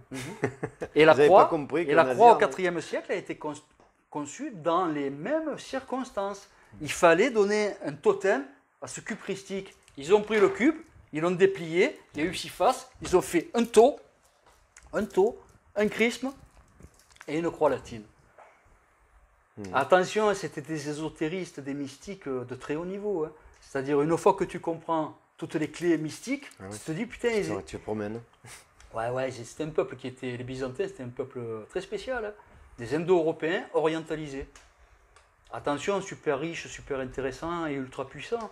Donc ils se sont fait plaisir, quoi. Au niveau mystique, ils se sont fait plaisir. Hein. Le christianisme, ça a été élaboré de toutes pièces. Ouais, quand je t'ai dit tout à l'heure, on va créer ça, on va leur donner ça à bouffer, ils se sont régalés, quoi, avec tout ce qu'ils connaissaient. Le processus, il est simple, il parle de Osiris, il y a 5000 ans. Il arrive à l'époque de Alexandre Ier, en 300 avant Jésus-Christ, il se transforme en Sérapis. Il continue à évoluer. Entre le 1er siècle et le 2e siècle, il se transforme, il devient Emmanuel Machiar. Et là, il y a le culte de Mitra qui arrive dans l'aristocratie romaine. Et là, d'un coup, ils ont deux cultes qui marchent bien dans le bassin méditerranéen. Le Sérapis pour le peuple et Mitra pour l'aristocratie. Ils se sont dit, oh là là, il faut qu'on fasse quelque chose avec ça. Et si on arrive à fusionner les deux cultes, eh ben, on aura mis mise sur tout le bassin méditerranéen. Et ils ont réussi à le faire en 70 ans, entre 320 et 390, entre Constantin Ier et Théodose Ier. Fin de l'histoire, c'était plié. Le christianisme avait pris le pas dans le bassin méditerranéen. À coup d'épée, hein. C'est une purge par l'épée. Hein. Après, on parle des musulmans qui convertissent par l'épée. Les chrétiens ont fait exactement pareil. Ah, mais exactement pareil. Une des purges les plus sanglantes de l'histoire de l'humanité, ça a été la purge constantinienne. La purge mystique constantinienne, elle a fait des dizaines de milliers de morts, des centaines de milliers de morts. Tous ceux qui ne voulaient pas être convertis au christianisme, ils étaient exécutés. Ouais, maintenant, c'est les musulmans qui disent pas, si tu n'es pas musulman, t'exécutes, mais il en fait 100 ans. La Kaaba, ça te dit rien? Ouais. La Kaaba, tu crois que les musulmans, ils sont sortis de ce contexte des cubes éthériques? C'est pareil. Tu n'apprends pas à un vieux singe à faire la grimace. Tous les peuples du Moyen-Orient, du Proche-Orient, du bassin méditerranéen ont été initiés à ça. La Kaaba mécoise, c'est quoi? C'est un cube métatronique, bien entendu. Et chez les Juifs, une des expressions de ce cube métatronique, c'est les téphilines. Tu sais, qui se mettent sur le bras gauche et le front. Des cubes noirs. Ah, c'est pareil, c'est le cas là-bas. Bien sûr. Alors ça remonte à Moïse. Mais comme Moïse, on sait maintenant que c'est... Celui-ci, il n'existe pas. Non, il a existé, Moïse. Oui, mais c'est là, tu me dis, c'est là... Non, il a existé, c'était Amosis Ier. C'était un pharaon. Pharaon. C'est Amosis Ier, c'est un pharaon. Il a parfaitement existé, Moïse. Mais Moïse, quand il lançait une bataille par superstition, parce que Moïse, lui, c'était Amosis Ier, c'était le culte de Sérapis, le culte d'Osiris, la magie Eka, l'Énéade, le culte osiriaque. Il connaissait parfaitement les cubes métatroniques Amosis Ier. Hein. Par superstition, quand il lançait une bataille, qu'est-ce qu'il faisait? Il se mettait des cubes de partout. Il en mettait sur le bras, il en mettait sur la tête. Des petites amulettes, on appelait ça. C'est devenu les téphilines dans le judaïsme. Amosis Ier, sa superstition a accouché des téphilines. Et dans les peuples pré-islamiques, parce qu'attention, la Kaaba ne date pas du prophète, hein. C'est une bâtisse pré-islamique qui était vouée à Luzat, comment ça s'appelait? Manat, Aluzat et Alat, c'était la parèdre de Allah. Il y avait trois qu'on appelle les succubes, hein. Ce sont trois démons. Hein. Ben, elles étaient vénérées dans la Kaaba pré-islamique. C'était pas pour Allah ce centre de convergence mystique. C'était pour les trois démons succubes. Il y avait trois démons femelles dans la Kaaba. Ah ouais, ça a l'air de te surprendre. Ah non, ça me surprend pas, mais je n'ai pas du tout au courant. Donc voilà. J'en connais qui seraient en train de me bombarder de questions. Parce que peut-être ils ont toute la connaissance de ça, de l'histoire. Moi, j'ai rien de tout ça. Non, l'inverse. Des gens candides à qui je dévoile ça, là, ils seraient en train de me bombarder de questions. Là. Mais comme toi, tu es un demi-initié maintenant. Ouais. Non, mais voilà, je sais pas quoi te dire. Il n'y a plus rien qui t'étonne. Ben non, mais tout s'éclaire petit à petit. Bon, après, qu'est-ce que je te pose comme question là-dessus? Bah, voilà, l'hypercube, c'est une Merkaba, je sais comment ça fonctionne, l'univers se tient en lui-même. Mais ça ne te fascine pas que tu es porteur du germe christique et que ça demande qu'à être éveillé, que tu as une anomalie, que tu peux générer une anomalie gravitationnelle quantique. Bien sûr, bien sûr. Le problème, c'est d'y arriver, mais c'est... Voilà. Alors, arriver, la recette, je te la redonne encore une fois. Il y a 4 paramètres à gérer pour atteindre la Jérusalem céleste. Oui, les contractions musculaires. Que tu ne te rappelles même pas, je suis sûr. Ouais. Les contractions musculaires, le contrôle respiratoire, vacuité cérébrale et la gestion de la peur. Franchement, Très bien, c'est Ah bien bah ça. oui, quand même, depuis le temps. Voilà, pour générer le phénomène christique, pour générer une anomalie gravitationnelle quantique, les doctrines à haute intensité spirituelle ont compris que c'était un processus psychophysiologique, comme le yoga, comme le tai chi. C'est-à-dire qu'à une époque, les chrétiens primitifs, quand ils se réunissaient en Asie mineure, tu sais, ils avaient creusé des grottes là, en Turquie maintenant, parce que l'Asie mineure, c'est la Turquie. Ils avaient des temples troglodytes, c'est-à-dire ils creusaient des... Alors, tiens, je donne une petite... je fais une précision. Pierre, le personnage Pierre dans les évangiles, c'est un cube. C'est-à-dire, Pierre, quand tu rentrais en Asie mineure avec ses premiers chrétiens, il creusait des galeries dans le grès, parce que c'était assez tendre, et il se bricolait des naos, tu sais, des cryptes et tout. Et pour poser les objets du culte, c'est-à-dire les papyrus avec les évangiles, etc., enfin, avec leurs textes sacrés, c'était posé sur un cube qui s'appelait comment? Képhas. Et Képhas, en grec, ça veut dire quoi? Pierre. Et Képhas, ce cube du naos sur lequel on posait les objets du culte, est devenu Saint-Pierre. Pierre, sur toi je bâtirai mon église, c'est parce que ça supportait tout la mystique, ça supportait ce cube dans le naos, supportait tous les objets du culte. Sur toi je bâtirai mon église. Képhas. Alors Képhas, si tu expliques à quelqu'un que s'il veut voir Saint-Pierre, il sera en Asie mineure, il va visiter les premières églises troglodytes, et quand il arrive à l'intérieur, quand il verra un cube parfaitement rectiligne en grès, c'est ça Képhas. C'est Saint-Pierre. C'est Saint-Pierre. Les Byzantins, Saint-Pierre, ils l'ont anthropomorphisé de ce cube symbolique en grès, ils en ont fait un homme. Mais alors, dans ces cas-là, c'est pareil pour Judas, pour tous les autres. Saint Thomas. Les 12 apôtres sont quoi? Ah oui, c'est ça. Alors, c'est ça que je voulais te poser. C'est quoi les 12 apôtres? Alors, du coup, qu'est-ce que je t'ai expliqué à un moment donné? Que les constellations sont connues depuis la nuit des temps. D'accord. C'est les 12 constellations. Les cultes dans le bassin méditerranéen sont solaires. On appelle ça des cultes solaires. Mitra, Sérapis. Tout ce cheminement christique a donné naissance à des cultes solaires. Et un culte solaire, le chiffre 12 apparaît régulièrement. 12 pour les 12 constellations. Les apôtres, c'est les constellations. Avec un petit plus pour Pierre, qui était le cube du naos des églises troglodytes. Ouais. Et alors, du coup, l'histoire, pourquoi on a fait pourquoi Judas, on l'a fait trahir tout ça, mais Judas, c'est quoi? Judas, ça veut dire le juif. Il fallait un peu diaboliser les juifs, le christianisme, pour marquer le pas avec le judaïsme, parce qu'à la base, le christianisme, c'est un judaïsme réformé. Pour marquer le pas, pour mettre la transition, ils ont un peu diabolisé les juifs. Ils en ont fait le Sanhédrin et Judas, c'est les gens qui ont combattu le Christ, qui l'ont fait crucifier par les Romains. C'est eux qui l'ont vendu pour 30 deniers, pour 30 cycles. Il fallait diaboliser le peuple juif. Voilà, ce peuple indo-européen byzantin, il a dit on va fonder notre propre religion. Ils pensaient qu'ils allaient écraser le judaïsme, ils n'ont pas réussi. Le judaïsme est tellement porteur d'une mystique profonde qu'ils n'ont pas réussi à l'éradiquer. C'est tombé à l'eau. Ce qui s'est passé, c'est que ça a fait des voies parallèles. Ouais. Et du coup, le Saint Thomas, là, il croit pas, tout ça, tant qu'il a pas... mais c'est quoi? C'est juste de l'histoire ou ça veut dire quelque chose? Non, ça s'appelle de la fakirisation. Quand tu as des gens analphabètes en face de toi, quand il n'y a pas Internet, qu'il n'y a pas d'école et tout, je te parle du 1er siècle, hein, quand tu as des gens qui sont analphabètes, qui ont, je sais pas moi, 70 de QI, c'est des gens, c'est pas pour les dénigrer, mais ils n'étaient pas intelligents.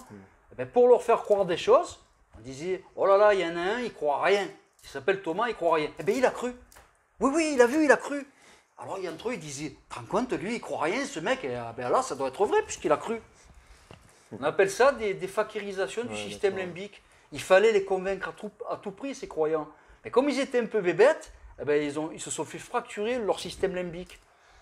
On appelle ça de la fakirisation, on appelle ça de la PNL, de la programmation neurolinguistique. Il fallait les convaincre. Pour les convaincre, ils ont commencé à élaborer. Ils ont dit, tiens, il y en a un, il s'appelle Thomas. Ah, lui, tant qu'il ne le voit pas, il ne le croit pas. Eh bien, il a vu. Ah, tu me crois qu'il a vu? Eh bien, il le croit maintenant. Alors après, dans le village, de partout, oh putain, Saint Thomas, il a vu. Ah, c'est vrai alors. Hein. PNL, programmation neurolinguistique. C'est très simple en fait. Ça va pas chercher plus loin. Quoi. Ah, ben ouais. Tu croyais quoi? Non, je sais pas. Peut-être ça avait une autre portée plus mystique. Non, c'est de la PNL ça. L'histoire de Saint Thomas, c'était pour vraiment enfoncer le clou à coups de marteau. Ouais. C'est des trucs psychologiques. Et alors quand il, par exemple, j'en ai parlé avec un pote là, quand il est sur la croix Jésus et qu'il va trépasser, Ouais. qui dit mon père, pourquoi m'as-tu abandonné? Alors comment on dit en hébreu? Comment on le dit cette phrase en hébreu? Ben, je ne sais rien, moi j'ai. Eli, lema sabachthani. À tes souhaits. Non, mais c'est vrai. Eli, lema sabachthani.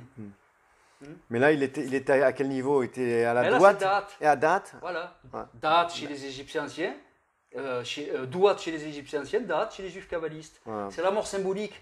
Quand tu fais une activité psychophysiologique, que tu es dans le cube, donc sur la croix, le cube c'est une croix dépliée. Quand tu arrives à 4 Hz d'activité neuroélectrique, tu ressens le frisson de la mort. C'est un processus. Tous les humains, quand leur activité neuroélectrique chute brusquement lors de la mort, quand ils arrivent à 4 Hz, c'est le frisson de la mort. Ils comprennent qu'ils meurent. Et bien, quand tu fais une séquence supraconsciente, quand tu descends ton activité neuroélectrique de sphère en sphère, quand tu arrives à Da'at, la non-sphère de l'arbre séphirotique, tu ressens le frisson de la mort. C'est la mort en croix. Parce que le cube est une croix. D'accord. La mort en croix, Da'at, c'est la crucifixion. C'est mourir en tant que profane pour renaître en tant qu'initié. Parce que quand tu reviens de la Douat, tu as la connaissance akashique. La force vive consciente t'a fait découvrir toutes les forces fondamentales qui gouvernent l'univers. T'a fait voir l'univers dans l'infiniment grand, l'univers dans l'infiniment petit. Tu reviens, tu es un initié. Donc mourir en croix, mourir dans le cube, c'est faire le deuil de ta vie de profane et renaître en tant qu'initié. Tu as passé la frontière de Da'at, tu as rentré dans le monde infrascopique, tu as atteint l'émanation de la substance divine. Tu as fusionné avec papa, maman. Alors pourquoi il dit pourquoi mon père m'as-tu abandonné? Ah ben parce que tu crois que c'est le point de non-retour quand tu arrives à Da'at. Quand tu fais un exercice psychophysiologique, tu as envie de le dire. Hein. Eli, lema sabachthani. Tu te dis, oh là, je ne reviens plus, j'ai atteint le point de non-retour. T'es surpris quand tu reviens du monde infrascopique. Parce que tu crois vraiment que tu rentres dans le royaume des morts, quoi. Tu vas dans l'au-delà. Et quand tu en reviens, tu dis, oh là, qu'est-ce qui s'est passé? Une dizaine d'heures de catatonie. Tu te prends une claque dans l'oreille une claque de 500 gigawatts 500 gigawatts dans l'oreille. Tu as la plus grosse claque psychologique de ta vie. Ta psyché lutte contre ce que tu viens de vivre. Et ça te fait une catatonie. Catatonie, c'est si tu as la main là, on te fait ça, elle reste là. Hein. Et on te la baisse pour la remettre là. Tu es figé. Hein. Moi, j'ai eu une dizaine d'heures de catatonie à mon premier retour infrascopique. Hein. Putain, c'est chaud tout ça. Eh ouais. Dieu, pourquoi m'as-tu abandonné? Parce que quand tu passes la frontière de Da'at, tu te dis, dans quoi je me suis balancé là? Qu'est-ce que j'ai fait? Tu crois vraiment que tu meurs? Hein? Tu te dis, j'atteins le point de non-retour, je ne me réincorporerai jamais. Grave erreur. Non. Et c'est ça qu'il faut gérer comme peur en fait. Ben, moi, je suis l'exemple vivant qu'on ne meurt pas de traverser la frontière de Da'at. Hein. T'en reviens. Hein. Du monde infrascopique, t'en reviens, bien sûr. Tu sais, une séquence supraconsciente, elle est brève. Ça dure entre 8 et 12 minutes. Par contre, comme il y a un différentiel temporel avec l'antéversus, quand tu es dans ta séquence supraconsciente, il semble qu'il se passe des heures et des heures. Le temps n'est pas le même. Le mode tachyonique, l'univers tachyonique, il y a un gros différentiel temporel avec notre réalité. Quand tu reviens de ta phase infrascopique, toi, tu as semblé que ça t'a duré 15, 16, 18 heures. Enfin, le temps se suspend parce que le mode tachyonique, ça crée un présent continu, tu sais.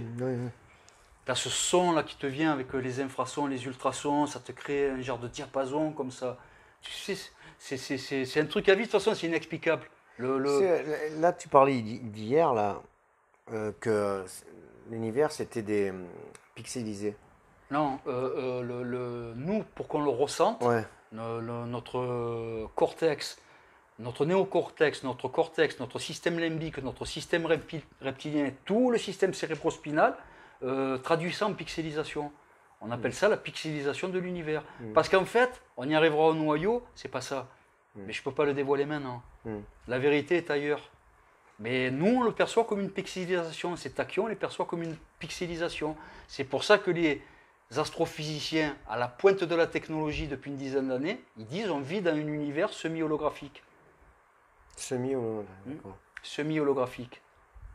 Qui rentre dans le cadre de la pixelisation de l'univers. Parce que en regardant l'arbre séphirotique, toutes les connexions, après ça fait des formes géométriques tout autour. C'est un cube sur un autre Ouais, cube. mais tu vois, tu sais, comme tu faisais ces dessins avec le spirographe, là, ça fait des formes géométriques partout. Ah, mais ça, c'est la fleur de vie. C'est-à-dire l'intérieur des cubes métatroniques, avec les 24 vieillards, donc avec ses facettes, il est fractal.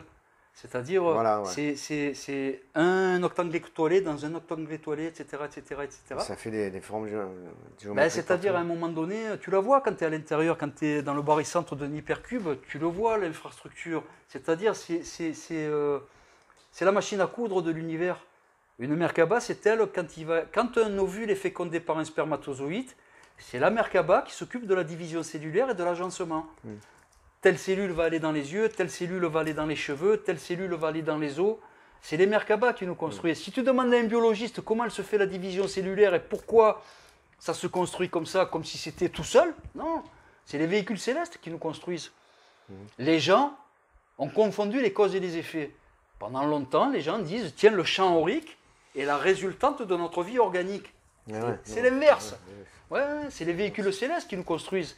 Nous sommes la répercussion organique d'une vie éthérique qui nous dépasse. C'est pas l'inverse. Ouais. C'est comme les astrophysiciens qui se plantent sur les dimensions. Tu peux demander à tous les astrophysiciens de la planète actuellement, tu leur dis l'espace-temps, tout ça, ça se déploie comment? Ils te disent c'est l'expansion. L'univers est en train de rentrer en expansion, etc., etc. Faux, faux. Les dimensions sont contenues dans les tachyons. C'est le K et le bas qui déploient des singularités avec hauteur, longueur, largeur, facteur temps. Mais c'est pas l'infiniment grand qui définit l'espace, c'est l'infiniment petit. Et ça, un juif kabbaliste, un yogi de très haut niveau, un taïchigien de très haut niveau, un supraconscient de très haut niveau, il est plus au courant de comment ça se passe qu'un astrophysicien qui a un bac oui, plus parce qu'il 25. est allé voir directement, lui. Bien sûr, bien sûr. C'est clair. Bon, mais on a encore du pain sur la planche. Hein. Celle-là, je vais me la repasser un paquet de fois, je pense. Non, mais c'est des effleurements, là. Ouais, bah si tu veux, mais pour moi, c'est pas un effleurement. Ouais, je pense que je ne serai pas le seul non plus. Hein. Parce que il faudra. On peut pas. Je peux pas te donner tout en vrac. Je peux pas venir avec une initiation et te jeter la haute sur la table et te dire allez démerde-toi. Ah bah non, on y va au cas par cas, ponctuel, et tu verras que doucement, c'est un entonnoir. C'est-à-dire tous les éléments que je vais te donner, à un moment donné, tu vas passer d'un entonnoir et tu vas avoir affaire à quoi? À la vérité ultime, à Mahat. Il n'y a rien au-dessus de la vérité. Aucune religion n'est supérieure à la vérité. La vérité, c'est la vérité. Et Mahat, il n'y a rien qui combat Mahat. L'équilibrium, c'est l'équilibrium. Et quand je vais te faire découvrir comment tout fonctionne, tu pourras juste dire quelque chose, une seule phrase. Tu as raison. Tu vas me dire c'est la vérité. Et oui, parce que je l'aurai intégré. Parce que tu l'auras intégré, parce qu'au cas par cas, je t'aurai défini tous les paramètres.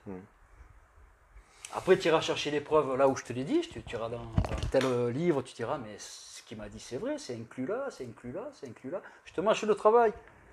Il y a des mystiques qui ont perdu des vies entières dans des impasses, ils se sont égarés dans des voies stériles, pernicieuses. Maintenant, comme des initiations sérieuses ont été élaborées, ben, je te dévoile une initiation sérieuse. Ça, on avait bien compris, je pense. Bon, mais c'est bien, écoute.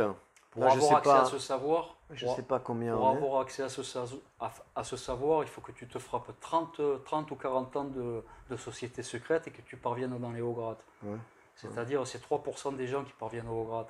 Il y a 97% de gens qui stagnent au niveau maître. Les 3 premiers degrés, ils sont au 3e degré, niveau maître. Et ensuite, il y a les hauts grades, qui représentent environ 3% des francs-maçons ou des rosicruciens. 1% de Kadosh, de Saint-Sage, environ 2% de chevaliers Rose-Croix, c'est l'antichambre du Kadosh. Et 97% de fourmis ouvrières, de gens qui ne savent même pas dans quoi ils sont. Ils sont dupés aussi ou... Alors on les fait rentrer sur 1000 adeptes dans les sociétés secrètes. Il y en a 970 qui atteindront jamais rien. Ils seront là juste pour pour rendre des petits services, pour se rendre Ils ne seront des même pas services initiés, si, un peu quand Ils sont même. initiés, mais ils ne comprennent rien, ils n'arrivent pas à l'entraver. Ça leur passe devant les yeux comme ça, mais ils n'arrivent pas à l'imprimer parce qu'ils ne s'y plongent pas dedans.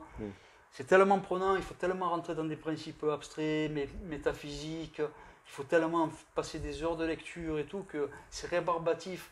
Sapiens, il ne veut pas se faire chier. J'en conviens. Si tu savais les milliers d'heures que j'ai passées à étudier, si tu savais. Moi, je te mâche le travail, mais c'est compulsif. Si tu devais lire tous les livres que j'ai lus, tu te ferais péter le cerveau. Ah, il me faut 3 vies. Hein. Ah ouais, je sais. Non, mais je peux pas, moi, lire comme ça. Ouais, mais attention, il faut Eka et Sia. Ouais. Les Égyptiens anciens l'avaient bien compris.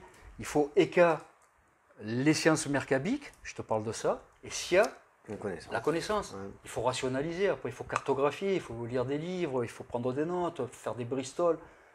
Eka et Sia. Alors le concept Eka, Sia, ça a donné l'acacia dans les sociétés secrètes.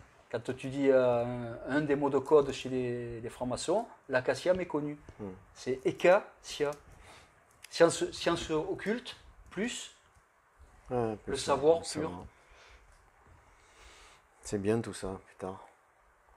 Ouais, eh ben, j'espère que les gens comprendront la chance qu'ils ont d'avoir cette initiation. Tiens, Eka, s'il y en a qui veulent les J'ai mis vérifier. hier déjà. Tu l'as marqué? Hier, tu en as parlé. Ah ouais? Ouais. C'est rien, c'est parce que moi je suis... Je sais. moi je suis aspi. Bon, mais c'est très bien. Bah, écoute, j'ai pas d'autres questions pour l'instant. Et puis, en cas, si ça vient, je te les poserai en off et puis tu me répondras. Alors, je refais juste une petite synthèse. Ouais. La Jérusalem céleste, c'est le cube métatronique de l'Apocalypse. Et les astrophysiciens l'appellent une anomalie gravitationnelle quantique. Ouais, donc C'est ça, lié au quantum. ça, c'est pour le côté scientifique. Ouais, ouais. L'Institut Max Planck, et je te garantis que c'est des gens très sérieux, depuis 2017, depuis 2 ans, ils sont en train de mettre à jour ça, des anomalies gravitationnelles quantiques. Et si tu vas dans les sites de l'Institut Max Planck, que tu regardes comment ils traduisent une anomalie gravitationnelle quantique avec des modélisations en 3D, ça ressemble à quoi d'après toi? Métatron, Tesseract. À des Merkaba. C'est-à-dire un noyau éthérique contrarotatif confiné dans une cage électromagnétique. C'est une anomalie gravitationnelle quantique. Les Merkaba sont des anomalies gravitationnelles quantiques. C'est-à-dire, c'est des portes pour les voyages interdimensionnels. Ça te propulse même dans l'au-delà, parce que quand tu franchis le rideau infrascopique, tu vas dans l'au-delà, tu vas dans la substance de Dieu. Tu fusionnes ta psyché avec l'émanation de la substance divine. C'est le plus beau des voyages que tu peux faire au cours de ta vie. Ouais, c'est clair. Après, bon, il faut s'y coller, mais c'est pas évident. J'ai vraiment Non, c'est à la portée de tout le monde, mais, par contre, il y a un aspect rébarbatif d'études et de méditation qui rebute 97% des gens. Ouais, et je pense qu'il faut être enclin à le faire, il faut avoir un physique pour le faire, il faut avoir le tout pour le faire, parce que quand je me mets à méditer... Ou être Asperger. Avoir des compulsions de lecture. Voilà, mais bien sûr, tu es avantagé, c'est clair. Toi, tu as eu plein de trucs en même temps qui ont fait ce que tu es aujourd'hui, c'est clair. La vie monacale. Ouais, par exemple, ouais. Voilà, c'est clair. Donc, on ne peut pas être comme toi. Ça, non, il y en a qui sont comme moi. Oui. Je ne suis pas le seul de la planète. Non, bien sûr que tu n'es pas le seul de la planète. Il y a des gens qui sont... Il n'y a pas plus, parce que quand tu arrives à Mahat, il n'y a rien au-dessus de Mahat. Ouais. Mais des gens qui ont atteint Mahat comme moi, il y en a des pelletés sur la planète. Hein. Oui, bien sûr. C'est clair. Mais je veux dire, comparaison, le ratio, il est faible quand même. Hein. Comparaison. Ah, mais ça fait pas lourd au niveau des humains. Mais après, Sapiens, il est comme ça. Il ne se donne pas les moyens des fois. Hein. Là, je propose ça en vidéo. Mais tu crois que tous les gens qui regardent les vidéos, ils vont atteindre leur Merkaba? Ah ben non. Mais il y en a, ils s'en foutent. Ils regardent ça comme ils regarderaient un épisode de Dallas. Je sais. Mais moi-même, j'ai du mal. Quand je veux méditer, j'arrive pas. Des fois, je vais profondément, des fois, je peux pas. Tu penses au but. Mais non, mais je sais que tu m'as dit ça, donc j'y pense pas. J'essaye de pas y penser. Mais déjà, je peux pas respirer 45 minutes consciemment. Je peux pas le faire. C'est impossible. Ah ouais, c'est bizarre. Non, j'y arrive pas. Quand je le fais 10 minutes, c'est le maximum. Ouais, je sais. Mais pourtant, c'est la clé de la réussite. Ah, Il ne faut pas que tu aies de tension musculaire. Le premier dragon que tu dois chevaucher, c'est le contrôle musculaire. Non, mais il ne faut pas dire c'est facile. Parce que je ne sais pas que c'était facile, mais ça, je l'arrive plus facilement. Quand tu te mets en Padmasana ou sur un fauteuil de confort, Parce que tu peux méditer sur un fauteuil de confort. Tu n'as pas besoin de prendre des postures de yoga, les asanas, on s'en fout. Un des préceptes de Bouddha, c'est le samadhi n'a pas d'asana. Ça veut dire que tu n'as pas besoin d'une posture spéciale pour faire samadhi, pour atteindre le monde infrascopique. Donc, le premier paramètre à gérer, c'est la décontraction musculaire. Alors au début, tu es détendu au début. C'est pas là que ça survient. Au début, tu règles ta position, tu te mets confortable. Tu n'es contracté nulle part. Mais au fur et à mesure que tu descends ton activité neuroélectrique, qu'il y a des visualisations qui apparaissent, que ça commence à devenir un peu intense, hop là, c'est là que les tensions apparaissent. Le corps a tendance à faire ça, à se crisper. Premièrement le visage, ensuite tout le reste du corps. Cette crispation, il faut la combattre. Premier dragon à chevaucher. Contrôle respiratoire, le deuxième dragon à chevaucher. Il y a un contrôle respiratoire à avoir pour arriver à un état qui se fait automatiquement avec le corps. C'est à un moment donné cet état précataleptique qui va survenir. Là, la rigidification elle va être utile. Tu rentres dans un état qui est proche de l'hypothermie. C'est-à-dire le corps passe à 40 pulsations minutes, ou voire même 35 pulsations minutes. Le rythme respiratoire, une respiration minute. Donc il y a une configuration du corps pour rentrer dans ce monde infrascopique. Tu ne peux pas y aller comme ça, ce sont des états de conscience modifiés. Et ta psychophysiologie va être modifiée. Je sais, mais là et après le troisième dragon, la vacuité cérébrale, la concentration. Il faudra toujours que tu gardes ta concentration jusqu'à 4 heures, jusqu'à date. Pourquoi? Parce qu'il faut faire vraiment le vide. Il faut vraiment que ton activité neuroélectrique soit au plus bas pour arriver à date. Et à date, qu'est-ce qui se passe? C'est l'inverse qui survient, expansion de conscience. Là, d'un coup, là, tu as affaire à la bibliothèque akashique. Dernier facteur à maîtriser, le dernier dragon à chevaucher, c'est un des plus importants. Hein. La peur, gestion de la peur. Tout le long du processus, il y a des choses qui vont t'effrayer. Il faut arriver à les vaincre. Et tu grappilles de hertz en hertz. Et petit à petit, tu te améliores tes séquences supraconscientes. À la fin, tu deviens quoi? Un supraconscient aguerri. Je sais bien.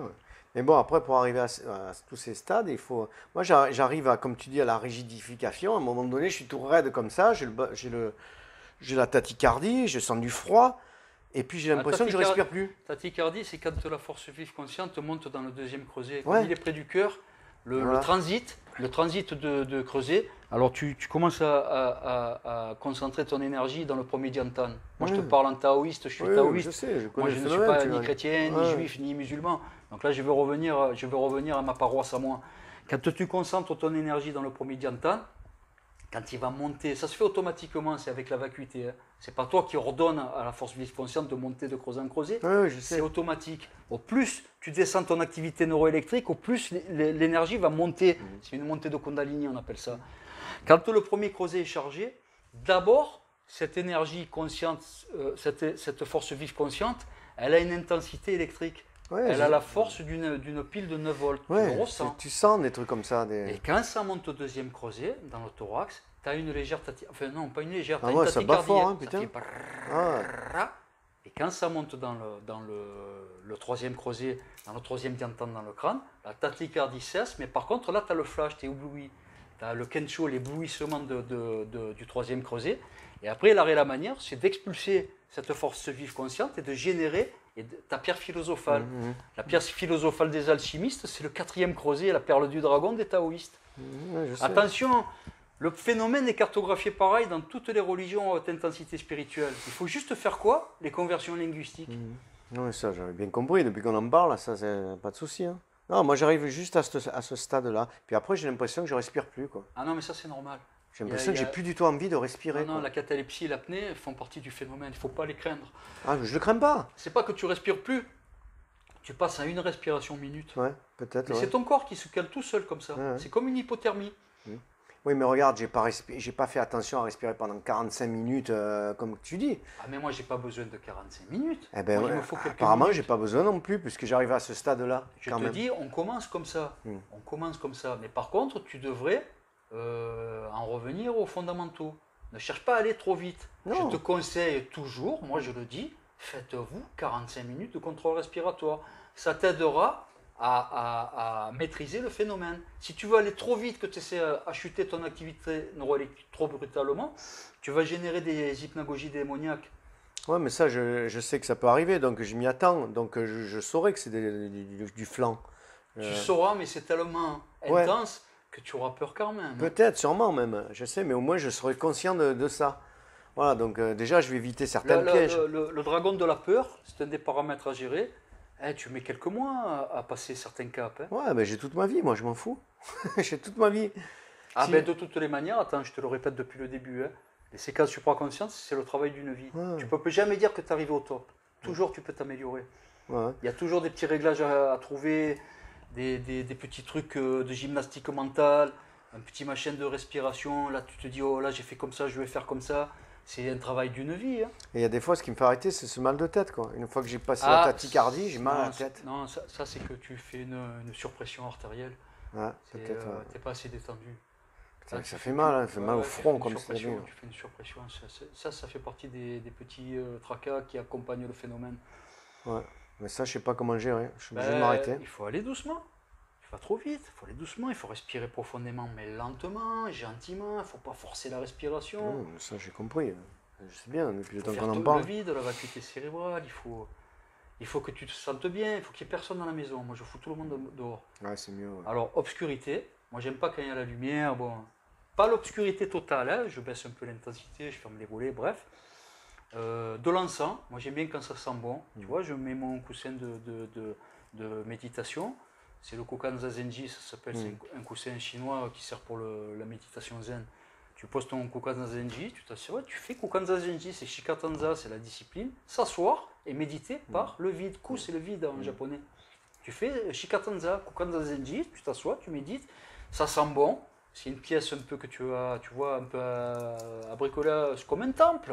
Tu t'es mis, tu vois, un joli tapis, tu t'es mis un joli coussin pour méditer, tu te mets des porte-encens, tu te files deux ou trois encens, ça sent bon, tu t'aménages un peu ton lieu. Mais par contre, tu n'arriveras à rien si tu n'as pas l'esprit transcendantal. Ouais, c'est pour ça. Tant que tu n'as pas capté le koan, l'esprit paradoxal, tu pourras faire ce que tu veux, te rouler par terre, tu n'y arriveras jamais. Il faut reconfigurer ta psyché. Quand tu auras chopé l'esprit transcendantal, la pensée paradoxale, tu auras 1000 fois plus de chances d'atteindre l'instase mystique. Ouais, je me doute. Et tu as dit qu'on l'acquérait en lisant des trucs, des belles lectures, tout ça. Quelqu'un Pas que ça. qui fait preuve de pugnacité, qui se met dans l'étude ésotérique, qui lit tous les soirs, qui se fait 40-45 minutes de méditation, accompagné d'une heure et demie de lecture et d'écriture avec ses Bristol pour bien cartographier tout comme il faut. Ça, c'est toi, ça. Ça, c'est moi. Ouais, mais il y en a qui ne font pas comme toi et qui Eh arrivent ben, quand même. alors, tu rajoutes des années. Eh ouais, voilà. Bien sûr. Au plus tu la prends cool, l'histoire, au plus Ouais, elle mais ira moi, je la lentement. prends cool, moi. Ah ben, ça te prendra des années. C'est pas grave. L'important, c'est que j'y arrive un jour. Si j'y arrive à 70 ans, ben tant Ben, pis. tu auras un éveil graduel. Tu n'auras pas un éveil soudain. Tu Ça, auras un éveil ça, graduel. ouais, Au plus c'est- tu es pugnace dans cette discipline, tu vas acquérir un éveil soudain. Sinon, toi, tu vas passer par l'éveil graduel, c'est-à-dire qu'arrivé à un certain âge, avec de la méthodologie quand même. Hein, il faut, Oui, que- oui, faut- évidemment. faut conserver cette méthode que je t'apprends. Mais tout ça, ce capital savoir, entre tes 50 et tes 70 ans, ça va reconfigurer à ton insu Oui, bien ton sûr. esprit. Ben, je suis Et puis d'accord. à 70 balais, un jour, tu as ton éveil. Ben, moi, ça me va si c'est ça. Ouais, et tu auras atteint l'éveil, on appelle ça l'éveil graduel. Il y a deux voies, il y a la voie du soudain et la voie du graduel. Tu auras atteint ton De toute éveil. façon, celui du soudain, c'est pas moi qui vais le maîtriser. Je le prends sur la gueule comme tu l'as pris sur la gueule, toi. Ouais, Donc ouais. ça, c'est pas moi qui gère. Donc si je l'ai pas comme ça, je Attention, il l'aurai. y a la voie mixte, hein, c'est le graduel soudain. C'est-à-dire, il y en a qui progressent lentement, ils sont dans un éveil graduel ouais. comme ça. Puis subitement, bam, montée de creuset, Eh ben, peut-être ça m'arrivera, je sais pas. montée de creuset, monde infrascopique. Alors là, si ta femme un jour elle arrive qu'elle te voit prostré pendant 10 heures, Je suis déjà prévenu. ouais, si tu es prostré, c'est que tu vis ta catalepsie, c'est-à-dire que tu fais un retour infrascopique, tu reviens de l'au-delà. Et je te garantis que tu t'en souviendras toute ta vie de la première fois. Je me doute. Hein. Ça te marque à vie. Bon, c'est très bien. Allez, on va s'arrêter parce que sinon la vidéo va couper. Et bon, ben, c'était le deuxième, non, c'était le troisième volet du triptyque. Donc j'espère que ce triptyque vous a intéressé. Et donc la prochaine vidéo, je pense que ça sera l'interview du docteur Olville. Je les ai tous lus tout à l'heure. Hein. Eh ben, Ah ouais. En arrivant, là, j'avais 10 messages, il y en a 93.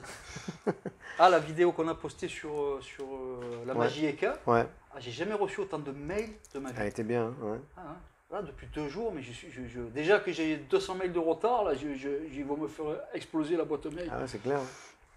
Bon, il faut être patient, hein, c'est tout pour les réponses.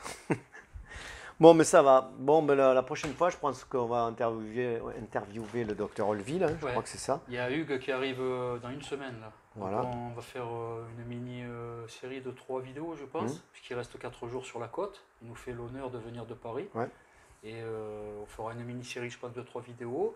Et après, il va me présenter des confrères sur Paris qui sont intéressés pour venir aussi faire quelques vidéos, et etc. etc. J'ai un ami aussi à Clermont-Ferrand, je le salue, s'il regarde la vidéo, qui est médecin anesthésiste, j'y passe le bonjour. J'ai des conversations passionnantes avec lui, c'est un docteur très intéressant. Donc voilà, j'espère qu'il viendra aussi. Et enfin voilà, ça suit son cours. C'est cool. Ça accréditera encore plus la chaîne. Ça... Voilà, c'est bien. Bon, ben, messieurs, dames, à la prochaine. Et bon visionnage et plusieurs fois, parce que je pense que pour que ça rentre, il va falloir le voir plusieurs fois. À bientôt.